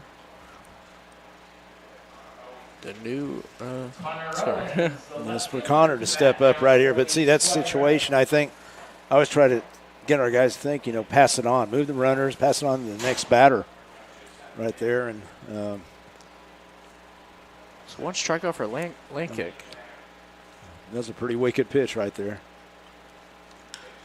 So, this one's hit towards the right fielder. And this one almost went over his head, but he got under it. As no one tags up. Yeah, sometimes, especially when he's going away towards the fence, that's a good time to tag up. Because momentum's taking him that way. You guys get his momentum back up. It's an opportunity right here that they've had right. No one advances, and that'll be out number 2 with only 1 runner in scoring position. That's why it's important to advance the runners.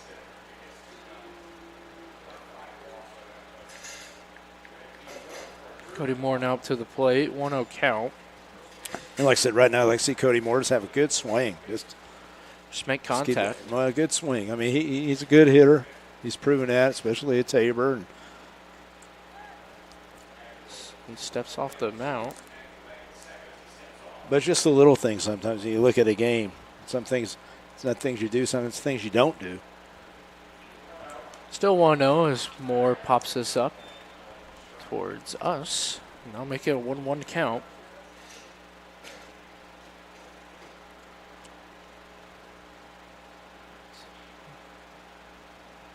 Yeah. Lane kit. Facing a 1-1 count. Moore's deep in the box. He's back in the box. Moore hits this towards the shortstop, and they'll make the easy play at second to end the inning. Now bring up the top of the 7th for the Great Bend Batcats as they kind of get out of a It started out as a sticky situation. We had runners at first and second with 0 outs, I think. Right. Yeah. And again, it's the execution. It's something that they just need to keep working on. You got a 1-run game. You're like we talked about earlier, trying to get some separation, and you had first and second, no outs.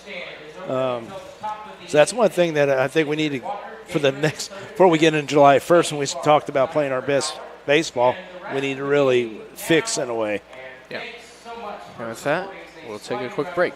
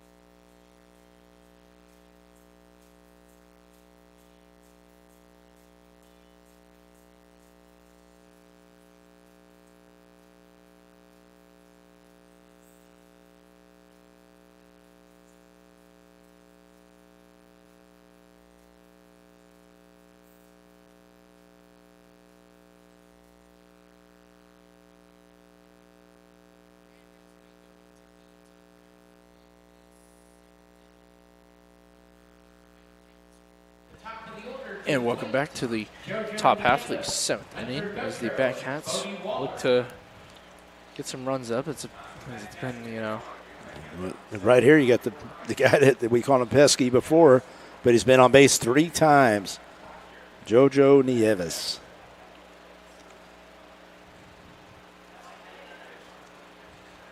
Jojo takes this first ball. Yeah, JoJo's had 2 base hit and was on an error.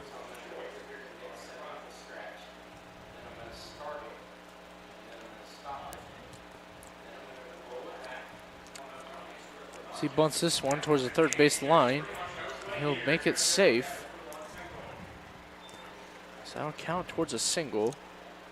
Yeah, that's smart right there.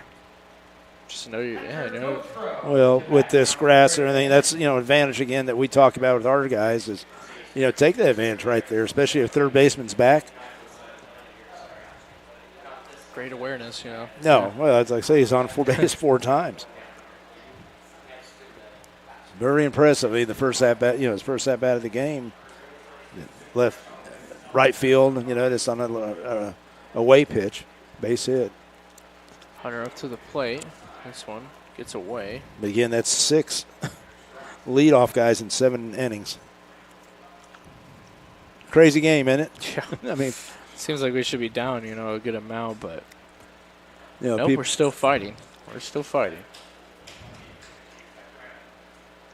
Oh, yeah, they're battling. It's Hine. And like I said, I'm 30 years of a coach in college and everything, and I'm looking at it and I go, that drives me nuts because I still think of it as from the coaching standpoint. And we're sitting there and I go, that drives me nuts if I was a coach that we cannot stop that leadoff hitter. 1-1 count. As JoJo takes off, and the center fielder will just get right under it. And the little hit and run action. So they're being aggressive. Great hit and run by JoJo as make him go to third with 0 outs now. Yep. This will bring up a first. Yeah, Bodie Waller up. He's hit the double, scored a run. F5 and a 4-3. So again, you're in a situation where you got the runner on third, so you're hoping that minimize, maybe score only 1 run, just to get out of this turn, get a double play. Bodie. It's this one, which might get a 2, and we do. He did. Way to predict it, Carv. Well, that's As JoJo scores once again. Who has now 4, he's got on base 4 times. He scored twice. All from Bodie. 4-6-3. Cleanup hitter, catcher Connor Allen. Allen's had 2 hits. He's 2 for 3. So we now have a tied game in the top of the 7th, 3-3. So this one's hit. That's what he does. He does little base hits. Doesn't try to do anything special. You know what I mean? That's one thing I like about him. He did that for us last year. Colby Christian up to the plate. Man on first. 2 outs. That's 3rd hit for Connor Allen.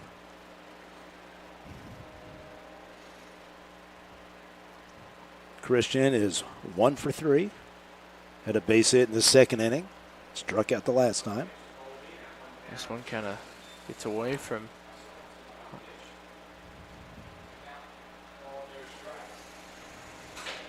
One ball, no strikes.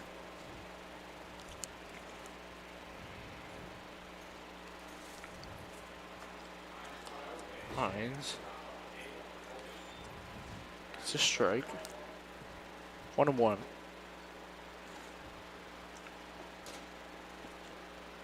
One count, 2 outs, man up first. All right. Need to get this right here. Keep it a tie game. So he gets him swinging for strike number 2. It's pretty nice out right now. I mean, Friday night, Nice little Newton, breeze. Kansas. Beautiful ballpark. Tight game, 3-3. Playing against first place. Great Ben. Bat Cats. You like that name? Yeah. Bat Cats? Yeah. It matches well with Great Ben. Yeah. The Bat Cats, yeah. This one just gets away, and so advance the runner at first. Now the runner's in scoring position, so just got to get this. You get the full count.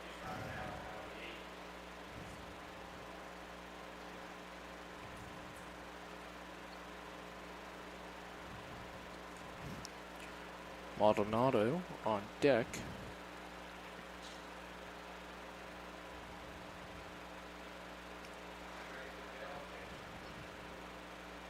Full count.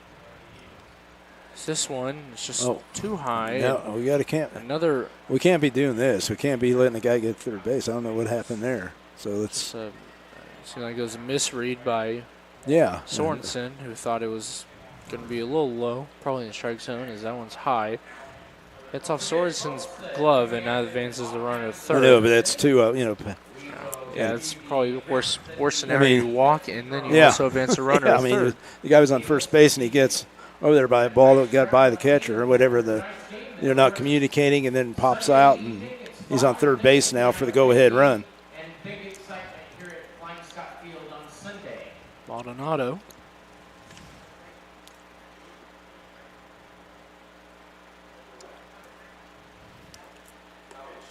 Swings at first pitch. And Maldonado is 1 for 3. He's one hit, 2 to double play.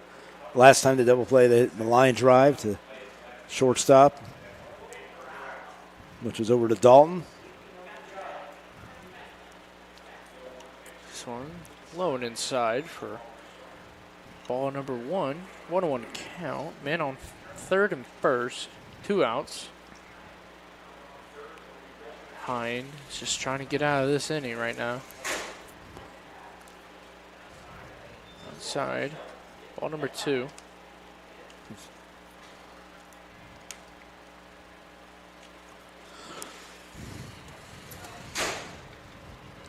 Two one count.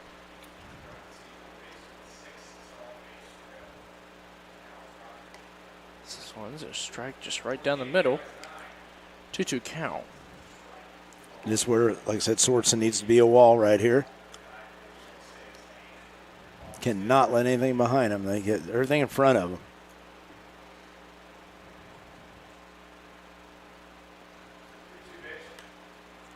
This one's foul towards right field. So far in 2 innings, Hine has 2 strikeouts with 19 strikes, 15 balls. It's a 3.37 ERA. As this first baseman steals. A swinging strikeout. About threw that little higher ball high there to Cody Moore. Cody Moore made a good save up there, reaching up. And with that Pizza Hut strikeout, Pizza Hut Newton strikeout, they'll bring up the bottom of the 7th inning. And we'll take a quick little break.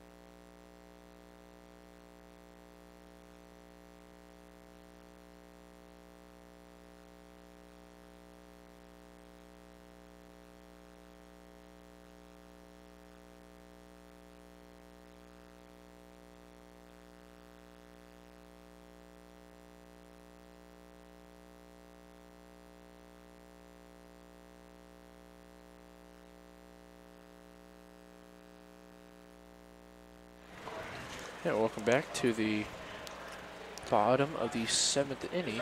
As we have. This is Easton Elliott. Easton Elliott now to the plate. He'll be hitting for Micah Dvorak.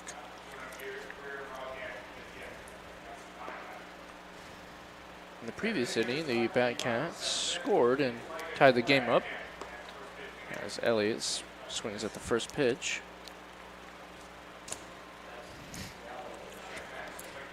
Very aggressive hitter. But he's got to find a way to get on base. He kicks that one high and away.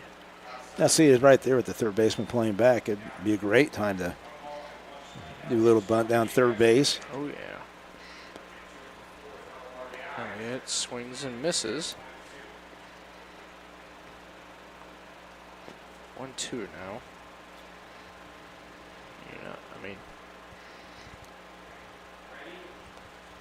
Elliott's hitting 476. He started out really well this year, and it's 10 for 21, 5 RBIs, 6 runs scored. We've seen him play a lot of different positions also. 2-2 count. So he gets a swing and a miss for a great bench strikeout. It's now Tyler Palmer. Yeah, Tyler Palmer. Up to the plate. Hitting 379. And he walked last time and has 1 strikeout, 0 for 1. Looks at inside pitch. Thought it was a little too inside, but yeah, called strike number 1. Well, and I know he's right on the plate. He's pretty close to it, it looks like.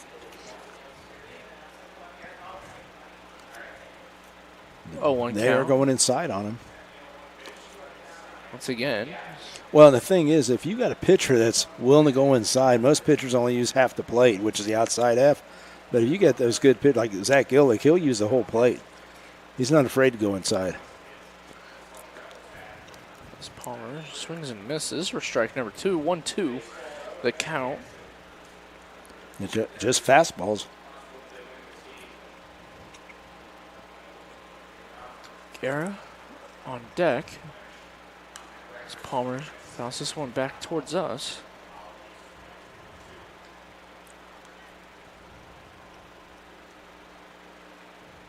Yeah, just looking for somebody to get on base. I mean, if he can get on base, because he can also steal. He's fast.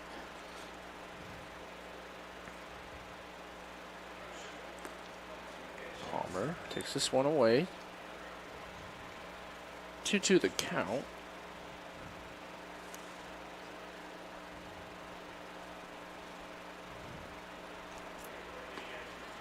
Now look at another inside pitch. Yeah, backward K fastball. That'll be another strikeout for the Batcats. Back to the top of the order for 2 outs now. the second baseman, Ethan Guerrera.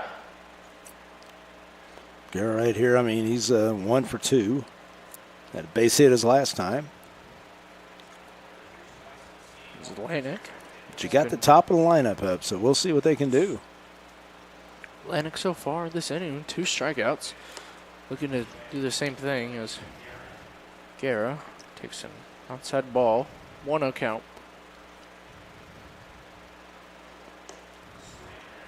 Guerra takes a big hack at that one, but misses. 1-1 count now.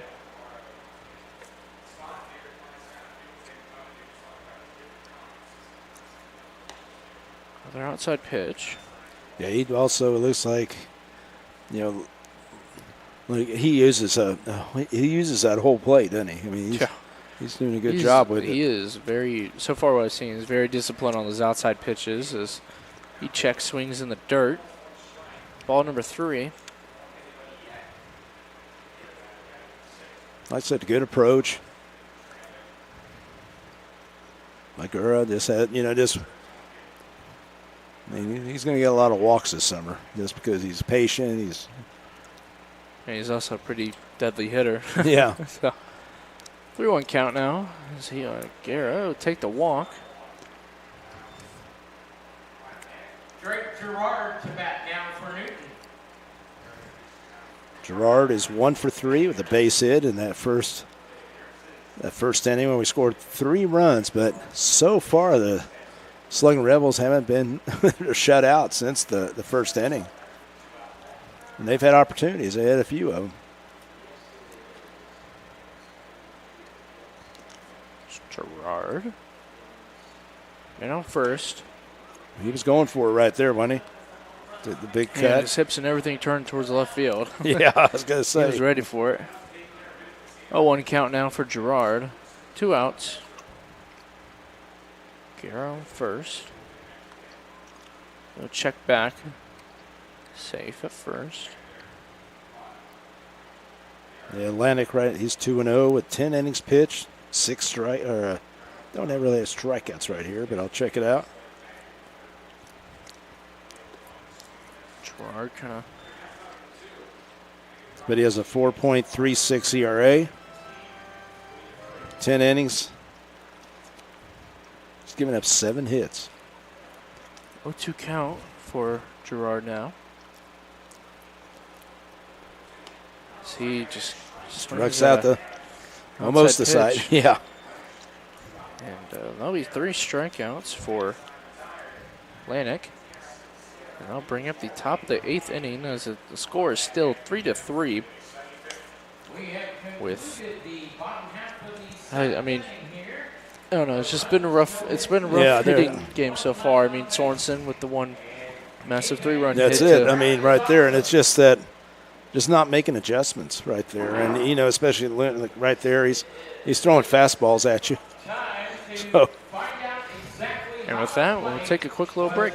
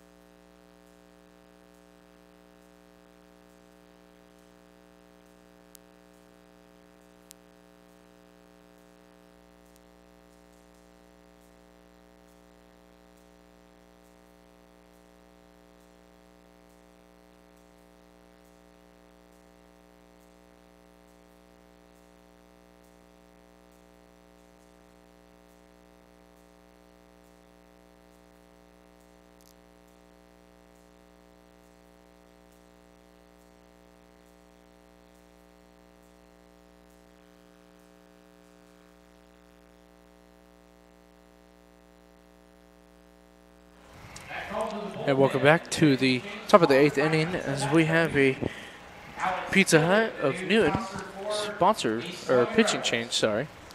And Alex Gillig, number 51. His first pitch is in the dirt, gets away. Yeah, Alex Gillig, a right-hander from, well, he's Pratt Community College. He was in high school also this last year, Valley Center High School. But he's going to Pratt, 6'2", 190. This one is hit towards the right fielder who's backing up. And he made the play out there. Tyler Palmer. Followed by Matt Howell and Rayton Malone. Now Matt Howell's up, and he's 0 for 3. Strike out, ground out to second base, and also hit to the double play back in the 6th inning. No, there is a pinch hitter. Pinch hitter, number 25. Yes. Pinch hitter for the Sluggin Batcats.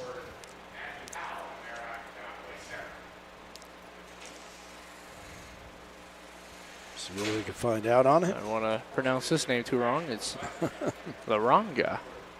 Laranga. Laranga. Laranaga.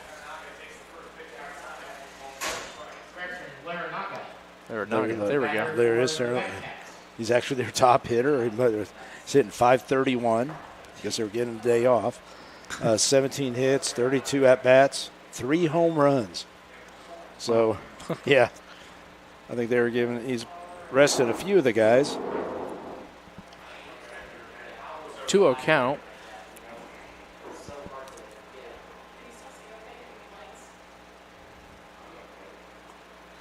This one, Gillig pitches a.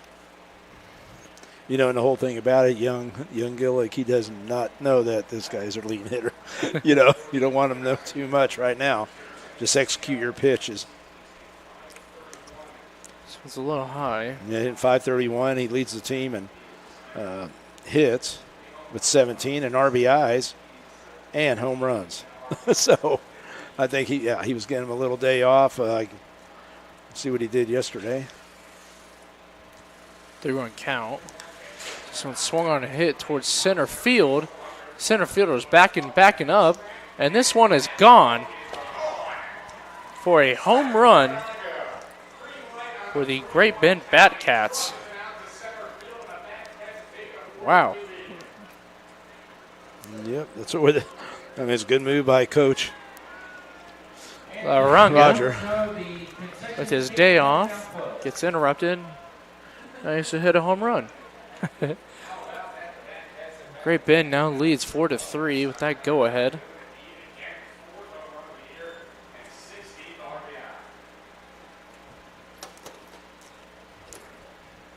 Yeah, and he hit into the deepest part of the park.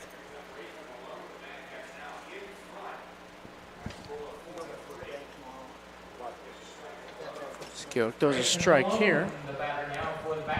Rayton Malone. Yeah, Malone's 0 for 3. Takes it away. 1-1.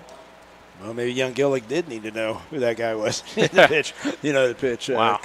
A little more differently or whatever. But like I said, he's one of the league's leading hitters. Malone just hits this perfectly to left field. I mean, that was a nice piece of bat right there. So he'll get a single. Okay, that brings up the top of the lineup. So now your third base, you got to be careful. You got to come up because you know what he can do. JoJo is very fast. Yeah, very fast. And right now he's been on base 4 times. Right fielder JoJo Nieves. That's what you're trying to get. You're trying to get hitters, hitters that are consistent on base percentage. And he's definitely done it. He might not have the highest average on the team, but he gets on base. Nieves. Check swings. It's called for it. Strike number 1. 0-1 count.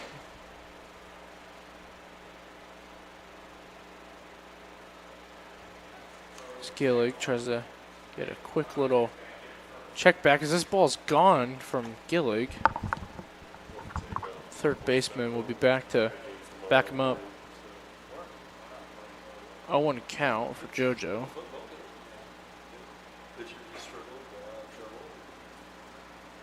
One out. This ball gets away, and we're in a pickle situation right now. And the ball just drops from Patton. He's had himself a pretty good defensive game so far. He drops that one. 14 hits for Great Bend so far. Only 4 scores. Yeah. Pretty sure on Great Bend's live stream they have a stat showing how many people were left on base. I'm pretty sure Great Bend has about 10. And for us, I think we have about 5. So JoJo fouls this one back. Make that 0-2 count, or 1-2 count, sorry.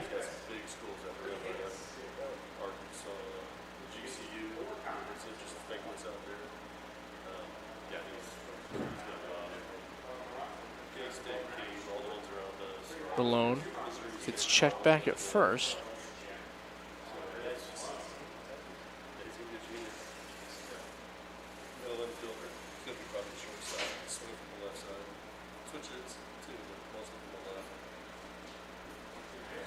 Gillig just loses grip on that one. Trying to loosen himself up, it seems like, but it's just not the most ideal thing. Going from Gillig as he advances Malone to second. Yeah, should have had him out there, but it's just not playing crisp. We're not just, would you say that? Yeah, I mean, we're just.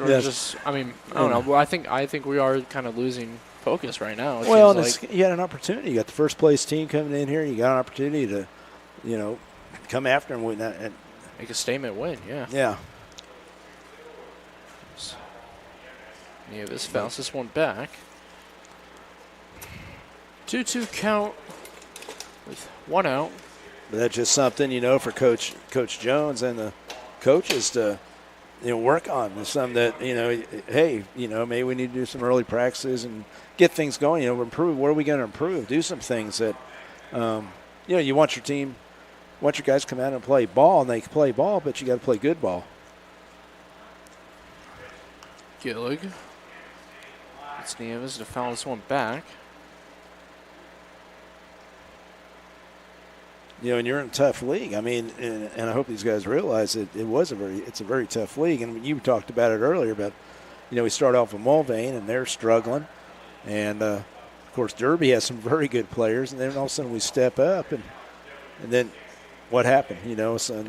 These last 4 or 5 games have been the best for us. Yeah. I mean, I think we start off hot. This one's fouled back. We started off hot, going 5-0. I mean, granted, it wasn't the hardest competition, and we caught Mulvane at a good time. But you get your confidence up. I mean, you play and you get your confidence going. You're 5-0, and since then, it hasn't been as great. Had the 2 wins at Derby, and like I said, I'm not this. We still got a lot of summer to go. Yeah, no doubt. 2-2 count. This one's low. My big thing, Jared, is that the guys are learning. They're trying to improve. You can't stay status quo, because if you stay status quo, it's going to happen. I mean, like I said, the Great Bend has an experienced team. They got a lot of good players that played before and came back, and you learn from that too. Full count. Nieves. It's this one towards second. Finally. Playing it up the middle there. kind of like a shift. Kind of bobbled that one, but he made the play. First time to get him out. As Nieves finally gets stopped for once, but I mean, not really. He moves the runner over to third, so he still helps out in some way. Okay, right now, let's see. You got Gautreaux, who's 1 for 3. Gautreaux. Swing and a miss. Strike number 1. But yeah, I think this team just needs to build their chemistry back up and realize, this is a team sport. Like we said, taking those bunts when it's, in that situation. Well, yeah, when you're struggling, if you're hitting the ball, you don't have to bunt, you know what I mean? But you're struggling and move the runners and let the next guy do it until you figure all that out.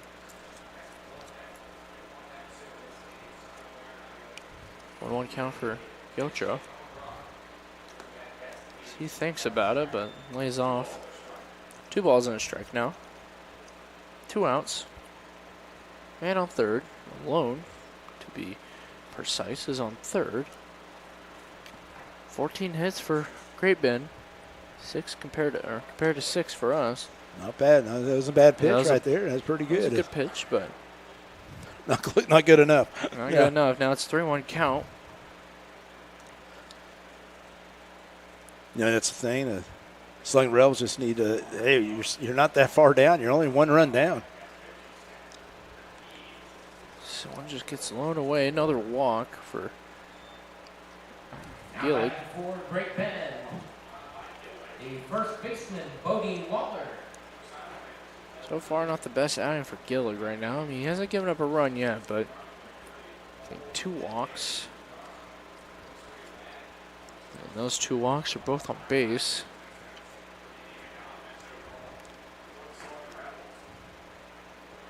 Two walks in a run. Oh, no, never mind. What am I talking about? He didn't give up a run. Excuse me. 0-2 count. Man on third and first. This one swung on a hit towards Patton, just gets by him. And this will be a single for Waller. Gilcho is at third. So now the score is 5-3. Catcher, Connor Allen. Connor Allen out to the plate. Connor Allen, hot hitter right here. He's got 3 hits in this game. Got him out the first time on a 5-3, and then we got 3 base hits.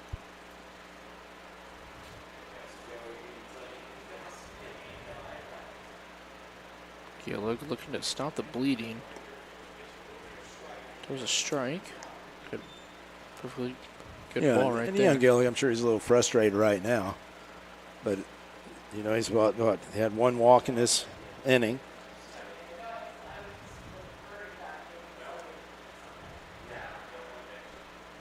That's some swing and a miss. Showing some good movement right there. Count. Definitely good movement. Now it's 0-2. Be smart.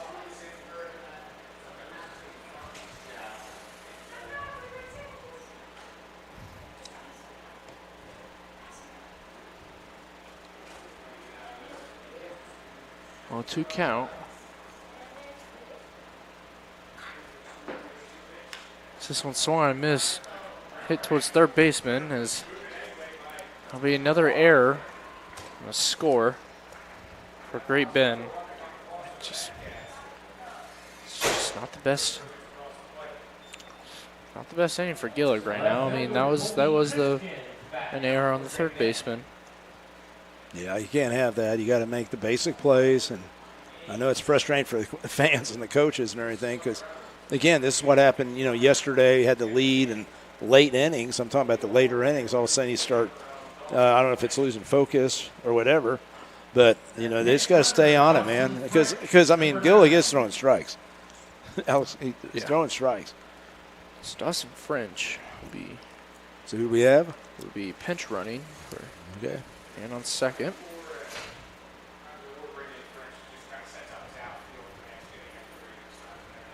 We just have lots to fix right now, and maybe we get it together. We're gonna have a day off tomorrow. Kobe Christian. They come back and got a big. We get to play these guys Sunday, and I'm still hoping we get a big inning. I could see a big inning out of us right here.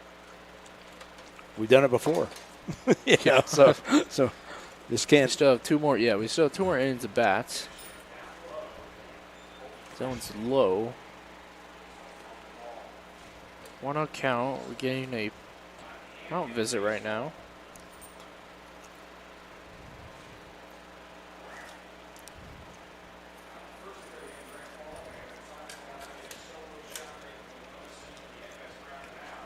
1-0 count, 2 outs. Sarson trying to probably tell Gillick to calm down and just do what you do.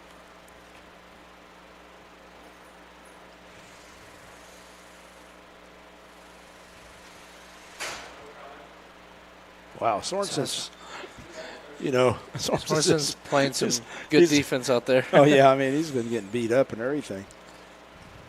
2-0 count. There are 2 pitches in the dirt.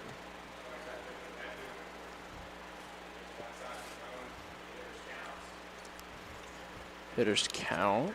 2-0. Another ball in the dirt. It's just a long inning right now because, I mean, it's 3-0. the 8th batter up in the inning. It's like we're going to get Coach has somebody coming in, 3-0 count. Yep. So we got the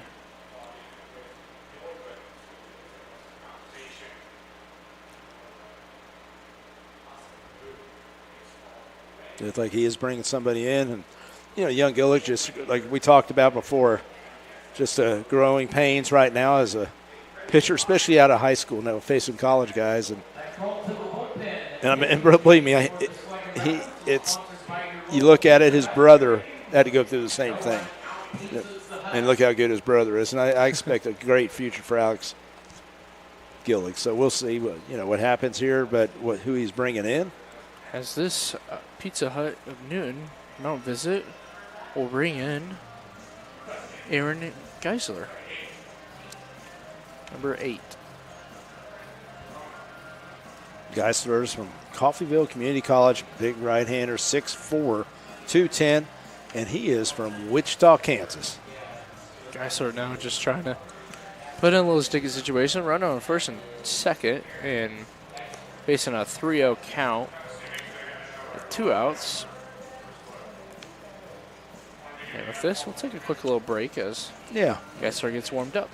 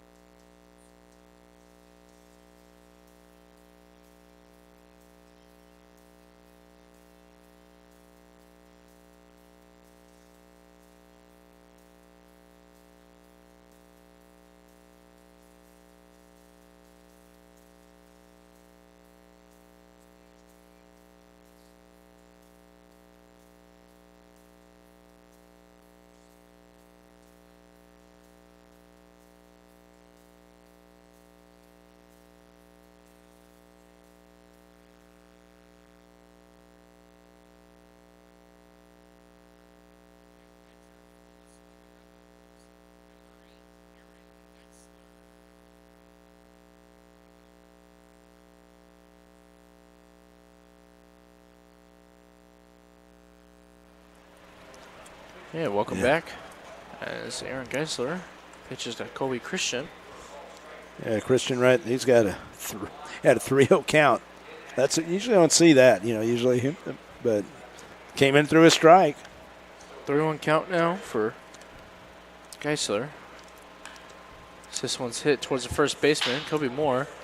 Fields it and gets out of the inning. Kobe Moore did a great job. And with that, pretty abysmal inning, to say the least. Yes. That'll bring up the Batcats up 6-3 in the bottom of the 8th. But it's only three runs, man. You got two at bats. I mean, we have two more chances to get 3 more chances runs, to got to get something going. And I think looks like Coach Ward's bringing in another pitcher, so we'll see. I'm sure it's his closer. And we'll take a quick break, and we'll be right back with that pitching change.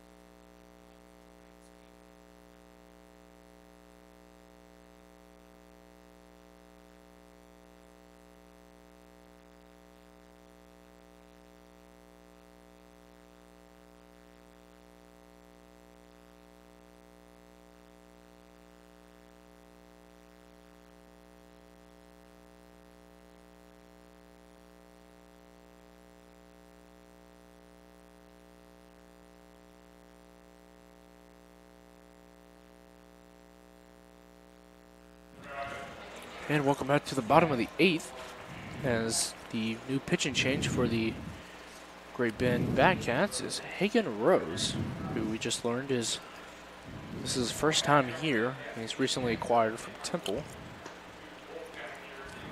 Throws a little breaker right in there. First pitch to Sorensen. Sorensen leading off is seems like pretty good position so far with Sorensen up to bat. Sorensen fouls this one back. Now are you facing 0-2?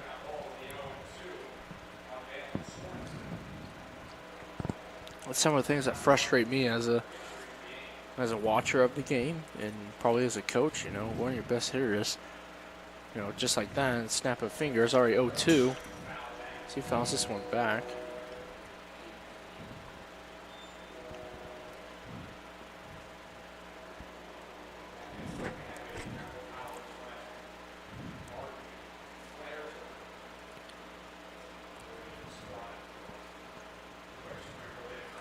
It's a wicked little pitch there.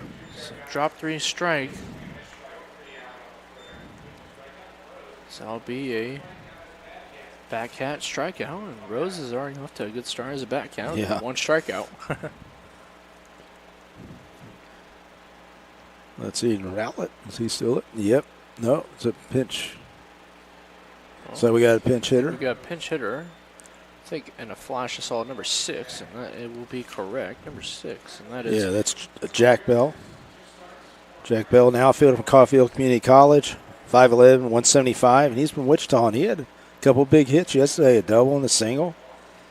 It's good to see him get on track.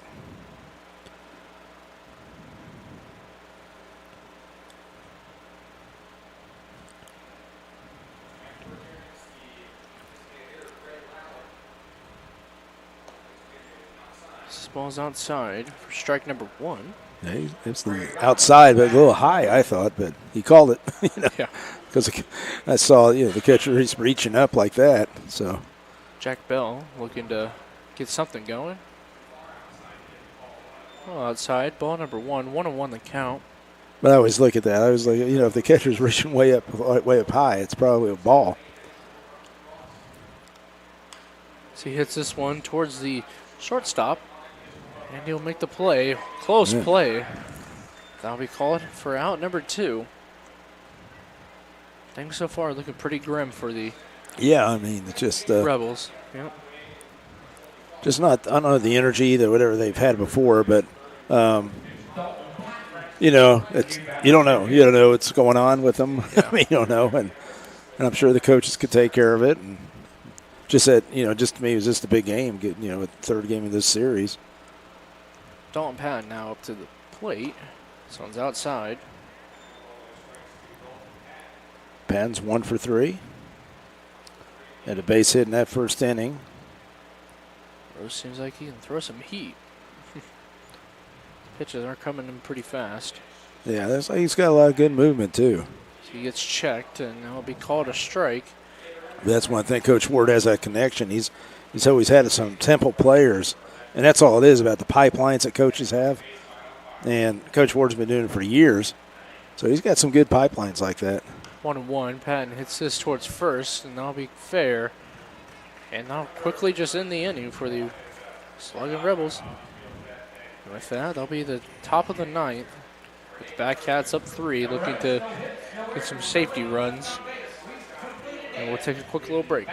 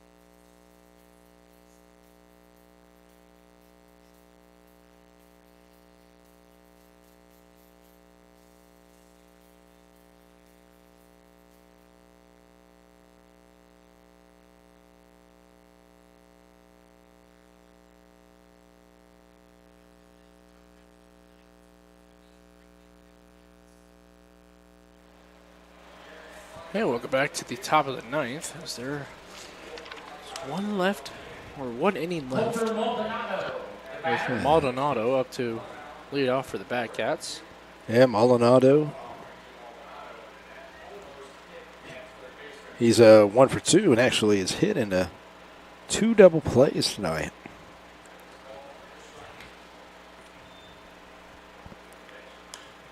So this one's hit towards a gap of right and center field, but the right fielder, Palmer, gets right under it. Right, nice catch. I wasn't sure about that, but That's not Palmer, that's Micah. Micah, okay, so we believe. have some guys that moving around in here. Palmer's at center field. Well, let's see, Micah came out of the game, so that's Bell. Bell. That's be Bell. There we go. Yeah, Bell went in for Micah, so it's hard to see out there, too, this far away. That'll be 1 out for Geisler. Someone's fouled off. Hit off his foot. Be number 10 for Great Bend. Yeah, it definitely hurts. 0-1 count. You've been there before. Many times, right? I have fouled, yeah. I mean, the foot doesn't hurt that bad, but it stings. You know, it's funny. I was just thinking about that the other day. I was watching a major league game and it went off a guy's foot and taking all this. The major leagues, those are the exit velos. Those balls hitting their foot. But I was just thinking. I was sitting there going, man, you know, back like I said, when I played a long time ago, you didn't have that. You didn't. I cannot remember anybody having a pad or anything like that, or whatever. Just I don't know. Well, it's baseball, and you still got hit in the foot. It's a neat thing about the shin guards is that they have that little foot padding or foot cover. Yeah. But I'm glad. Count. I mean, I'm glad they have it. You know, I think it helps guys. And shin guards are amazing for batters right now. 2-2 count for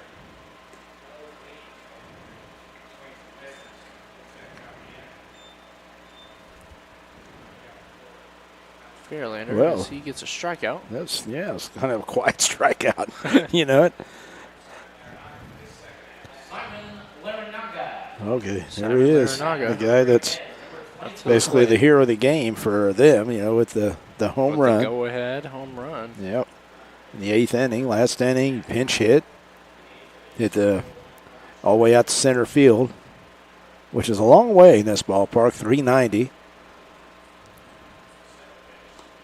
This one called for a strike. It's definitely a tough out. Obviously, he's getting a day off and let him come in. It's their top hitter, over 500. This one is popped up to the second baseman. Never mind, the shortstop. Yep. Does Guerra. All right, so here we go.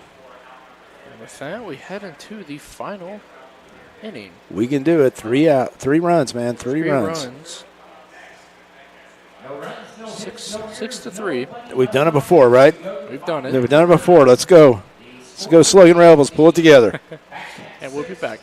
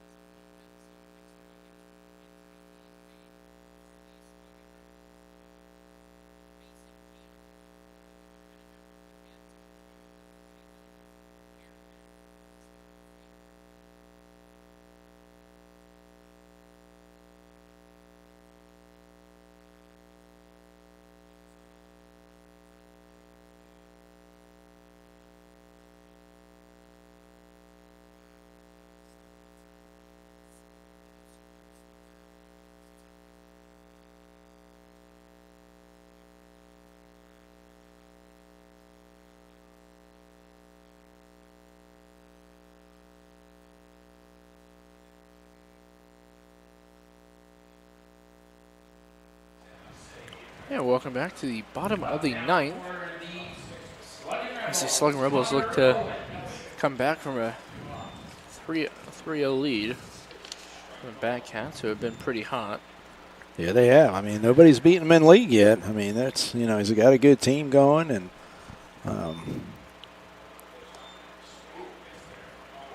man, he throws pretty well. It's kind of right out there, down 0-2. So we have a pinch hitter and Brandon Harper. Okay, didn't Harper check that out. Brandon Harper Harper. facing a 0-2 count. So he'll swing that one in the dirt.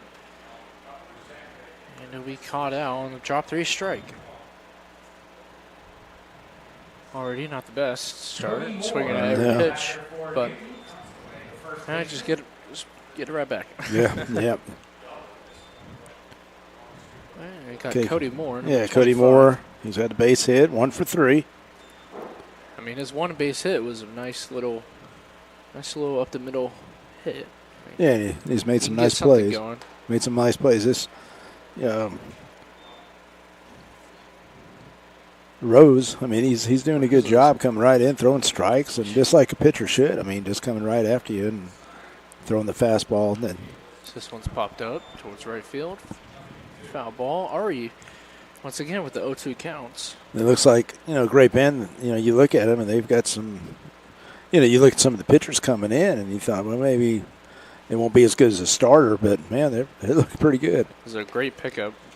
Yeah. Well, again, he has, it's all about connections, and I think Sluggin Rebels are going to be building on that. They're going to be getting some.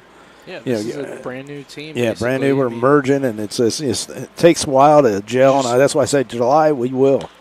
As Cody Moore hits this, gets past Rose, as second baseman, still makes a play, and there'll be 2 outs for the Sluggin Rebels, and the door looks like it's about to close. Yeah, very fast. Yeah. As Easton Elliott. Yeah, and Elliott. Up to the plate, who's 0 for 1 so far. I see Elliott, get something going. The thing is, he scored 3 runs and just all those zeros. I guess that's the tough part because I know this team's capable of a lot more. And if Elliott, if he makes any contact, he's going to get a base hit. He's going to start something. Because he does like taking big old swings at anything, it seems like. See, he's watched the first 2, called striking a ball. Again, so we're seeing some improvement on some plate discipline. Well, just like to see him get on. And so Elliott swings at this one, fouled off. You still got a good hitter up behind you, so you never know what's going to happen. And then, of course, you got Gura, at the top, so just got to get on, figure out a way. I mean, it's just been too many 1, 2, 3 innings almost. And I mean, looking at Rose, man, that ball is, even his fastballs, they are moving. Right. Sounds low in the dirt. 2-2 count for Elliott.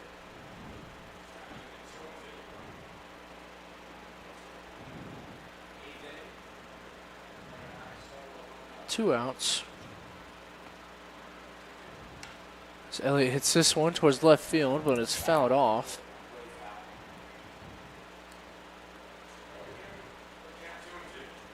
The one thing I know we're talking about traveling. I know some guys are traveling, going to Great Bend, which is always tough. But we were talking about being a Great Bend player because when you're in that league, yep. That'll be ball game as that's a strike 3. As Elliott just strikes out looking. And that'll do it for your Newton Sluggin Rebels as they lose 6-3. And your Sluggin Rebels player of the game, sponsored by Bethel College, will be Balin Sorensen. Yeah, we'll be talking to him, but I know you want to talk about this game here. And yeah, I mean, that game was just, we had a great start. Right. Our pitching looked pretty, I mean, it was kind of shaky at first. We left a lot, but we got out of it. We got out of it eventually. And, that's what we treaded on. I knew, every inning we were going to leave. We left probably 2 hitters on, or 2 base runners on. I knew one inning that we were going to give that up, and That was when they brought in their best players. Yeah, no, yeah. I mean, you look at the, guys hitting 5. He's their leading RBI guy. They're leading home run guy, and I think that home run just really, crushed it. Yeah, because we were still the morale. We were only down by 1, I think, at that point, and just wasn't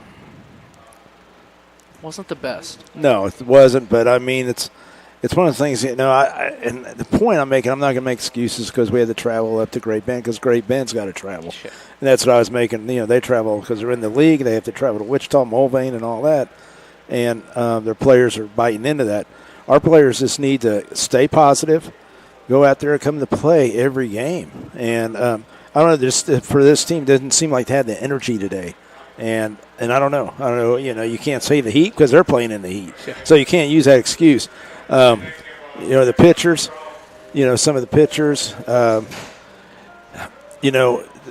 made too good of pitches that they're hitting. I mean, we'll talk to Mr. Sorensen, and he'll let us know exactly what went on out there. And with that, we'll take a quick break, and that'll do it for me. And we'll be back.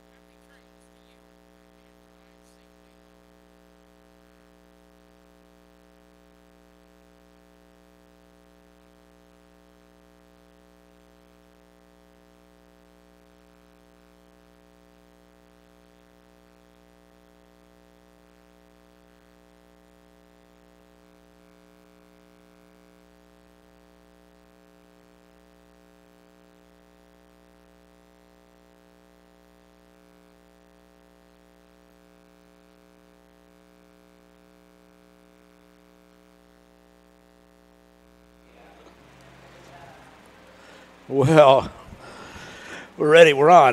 Yes, sir. Figured it out.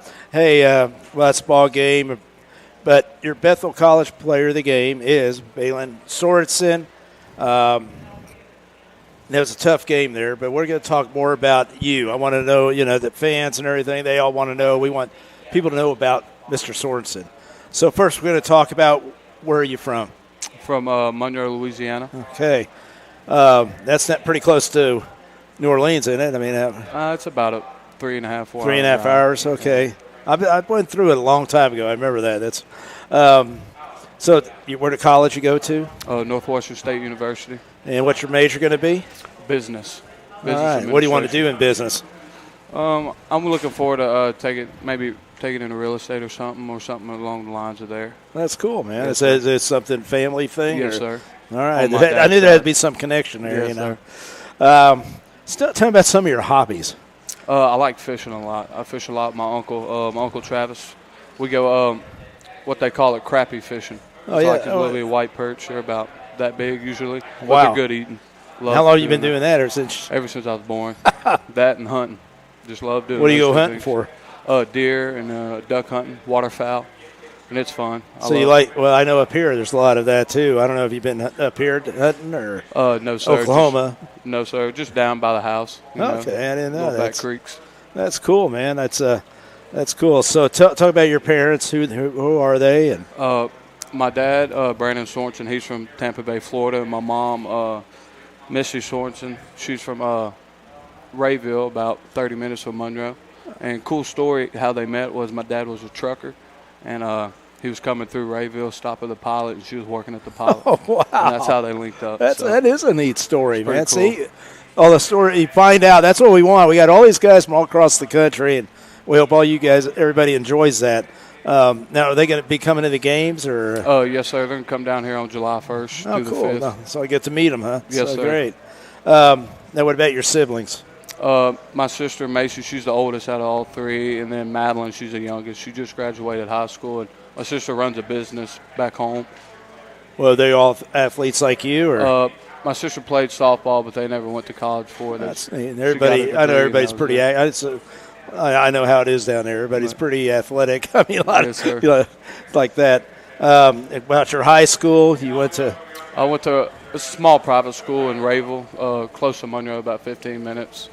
It's in the MAIS in the Mississippi Association. Well, how'd you end up at Northwestern State? Summer ball, actually. Oh Playing yeah, with the summer team. Summer and- ball is important. Yeah. Yes, sir. And they get you out there, and that's how they see me. So I know it's your overall MVP, district MVP, first team. That was in high school. Yes, sir.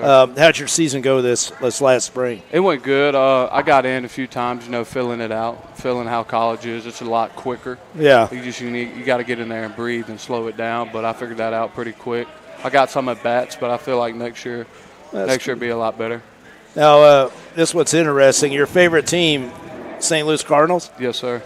and you're from Louisiana. I figured it'd be something like, I don't know, maybe Astros or something. I mean, somebody down there. Why did St. Louis Cardinals? My position is catcher, and I fell in love with the way Molina catches I know him. you. So He's the I best, stuck with isn't he? him and stuck with his team. So It's that's what amazing I he's like. still playing. Right. You He's know? great dude. Yeah, that's why you put down Molina. I should have said that. So, you said your favorite moment in athletics was winning the state championship. Yes, sir. It's something that's never been done at that school, and I did it 3 times, and it was just a great feeling. That has to be, man. Yes, You know sir. what it is to be a champ, man. Yes, sir. And not a lot of people understand that because it's Right. not easy, was it? No, it All the wasn't. training and coming together as a team. Right. Okay, if you want to spend 5 minutes with somebody special, who would it be? I would go with Yadier Molina. I mean, Yeah, I was it'd be gonna cool say, to I figure figured out it some would stuff be. from him. That's cool.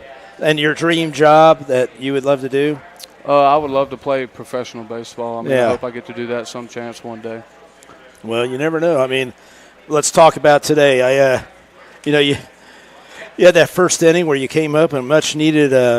We needed to get on the scoreboard, and because we were down at the time 1-0, and then you came back, and we had a walk, Guerra, and then base hit.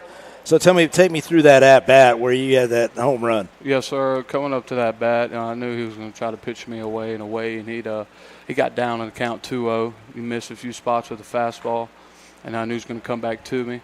I seen the fastball in. I got my hands out front, and Yeah, I mean there was Got a good hit on it. There's no doubter. yes, sir. This game, and then of course we had a lot of 1, 2, 3 outs, and it's kind of tough when you're, I'm a coach. I've been a Right. coach, and I'm sitting there, and I'm some of the things watching, and it's frustrating. Right. How was it in the dugout? It's just mainly keeping your composure and breathing. Just keep picking each other up and keeping it positive. Try to keep, when you got bad vibes out there on the field, come in the dugout, come together, and keep it up. Well, and I was saying that you had a bunch of guys that from all over. I mean, you got all over the country, like I said, and you're trying to get everybody together to be on the same page. Right. And Great Bend has a lot more experience. they have a lot of guys that have been playing, you know, that last few years. Now we're bringing a team together. And so what do you think we need to do? I mean, what do you see the team needs to do to be one of the top teams in this league? What's your take? I just feel like we'd be better if we were more fundamentally sound, you know, out throughout the field, you know, talking to each other, telling them, hey, you know. Getting to know each other and working together and stuff like that. Just know how the way each other move. I feel like we need to figure each other out more. Well, and we good. will. I mean, it's yeah, early. no, and that's, you know, I've coached and I've been a GM in these leagues. I've been a coach, and my goal was always by July 1st we got to start playing better ball. Right. Because when July comes, that's where you're playing your better. Then you get into the NBC tournament, and you want to do well. You just don't want to be in the tournament. You want to be one of the top teams. Exactly. So that's what I'm saying. It's just one of those things. I think, you know, the coaches are still trying to find things out and all that. What do you think of being with the Newton Sluggin Rebels? I mean, what's your – I love it. I mean, it's been great to me. Just getting out here and getting my at-bats. I like Coach Kyle Olson. He's a great dude, teaching me some things and just getting better at baseball every day. Well, good. And then some of your teammates, I mean, some crazy guys out there or something? We got a few. I mean, I brought my buddy down here with me from Northwestern. I mean, he's just a goofball, but I love him. And, you know, that makes it fun, though, man. Yeah, it's fun. And we all just have a good time. Well, that's cool. Now, who's your sponsor? I mean, you're not your sponsor. You're a host family, sorry. Host family, Miss Connie Miller. Oh, gosh. She treats me well. So, you know, we got 5 of us, so it's, you know, but we make it work, and it's a good deal. No, she's very special. I mean, if it wasn't for her, I don't even know if we have a team. Exactly, you know? Yeah, she's that special, and you're very fortunate, you know, to be there and very fortunate working with Cuba and all that. You know, so yes, I mean, that's great. And I thank you for that because I know Cuba. He's, you know, that's the son, Connie's son, who's, I mean, he's been around for all these years, and he's just since he's a little kid. Now he's getting pretty big, and I know he depends on you guys to hang out with. Yeah, you know? right, and we work with him. It's a good time. Well, what do you think of the league so far? I like it. I mean, it's been great. The ball flies here. Yeah. So that's what I like. Teams have been fun to play with. You know, it's just a fun game out here. Well, good. Well, like I said, I enjoy watching you play, and, you know, you play hard, and I know – Jared and I were talking about you took a beating today. Yes, sir. You're going to sleep well. Yes, I know sir. you will. I know Miss Connie's probably got some good food for you out there. Yes, you'll be. I don't think you'll be out late. Nope. I'm going to go to Miss Connie's house and get those pork sandwiches and then take a shower and hit the bed. Well, here, let me see if we find this right here. I do want to give you this. This is the Bethel College Player of the Game, and you get this. It's from Sonic, and I want to thank you. You know, yes, I mean, sir, I say that, and like I said, I'd like to see you back up here. Yes, sir. All right. I hope I am. All right. So anyway, well, that's it. And again, Mr. Sorensen here, he had a great day right there with 2 hits, right? Had a couple of hits, and yes, sir. And a big 3-run home run, which that was our score with the 3 runs. And like I said, we need some more guys stepping up, and we will. Yes, we both agree with that. I both agree with that. So anyway, I'd like to thank everybody, our sponsors. Without them, college baseball would not be here in Newton, Kansas. Thanks to Colonel Tom Marler, Peyton Pugh, Peyton Paul, attorneys at law, Pizza Hut of Newton, Midway Motors, Bethel College, Dillon's, the John Oldham family, Shamrock Car Wash, Central Community Bank, the Carl Hodges family, B&B Lumber. We got a lot of sponsors, don't we? That's nice. That's good. Yeah, Freddy's Frozen Custard. Have you been there yet, Freddy's? No, sir. Yes, it's Graber's Ice Hardware and Arby's. A special thank to all our host families here, like Connie. And, I mean, without them, it's unbelievable. And for opening their homes and hearts to these college ball players. We'll be back Sunday at 6 o'clock. NC's same team. We're going to be pumped up, right? Yes, sir. We're going to be ready. You heard it from Mr. Sorensen. So, anyway, thank you, everybody, and have a good night and be careful and enjoy it and be ready. Father's Day. Let's have fun Sunday.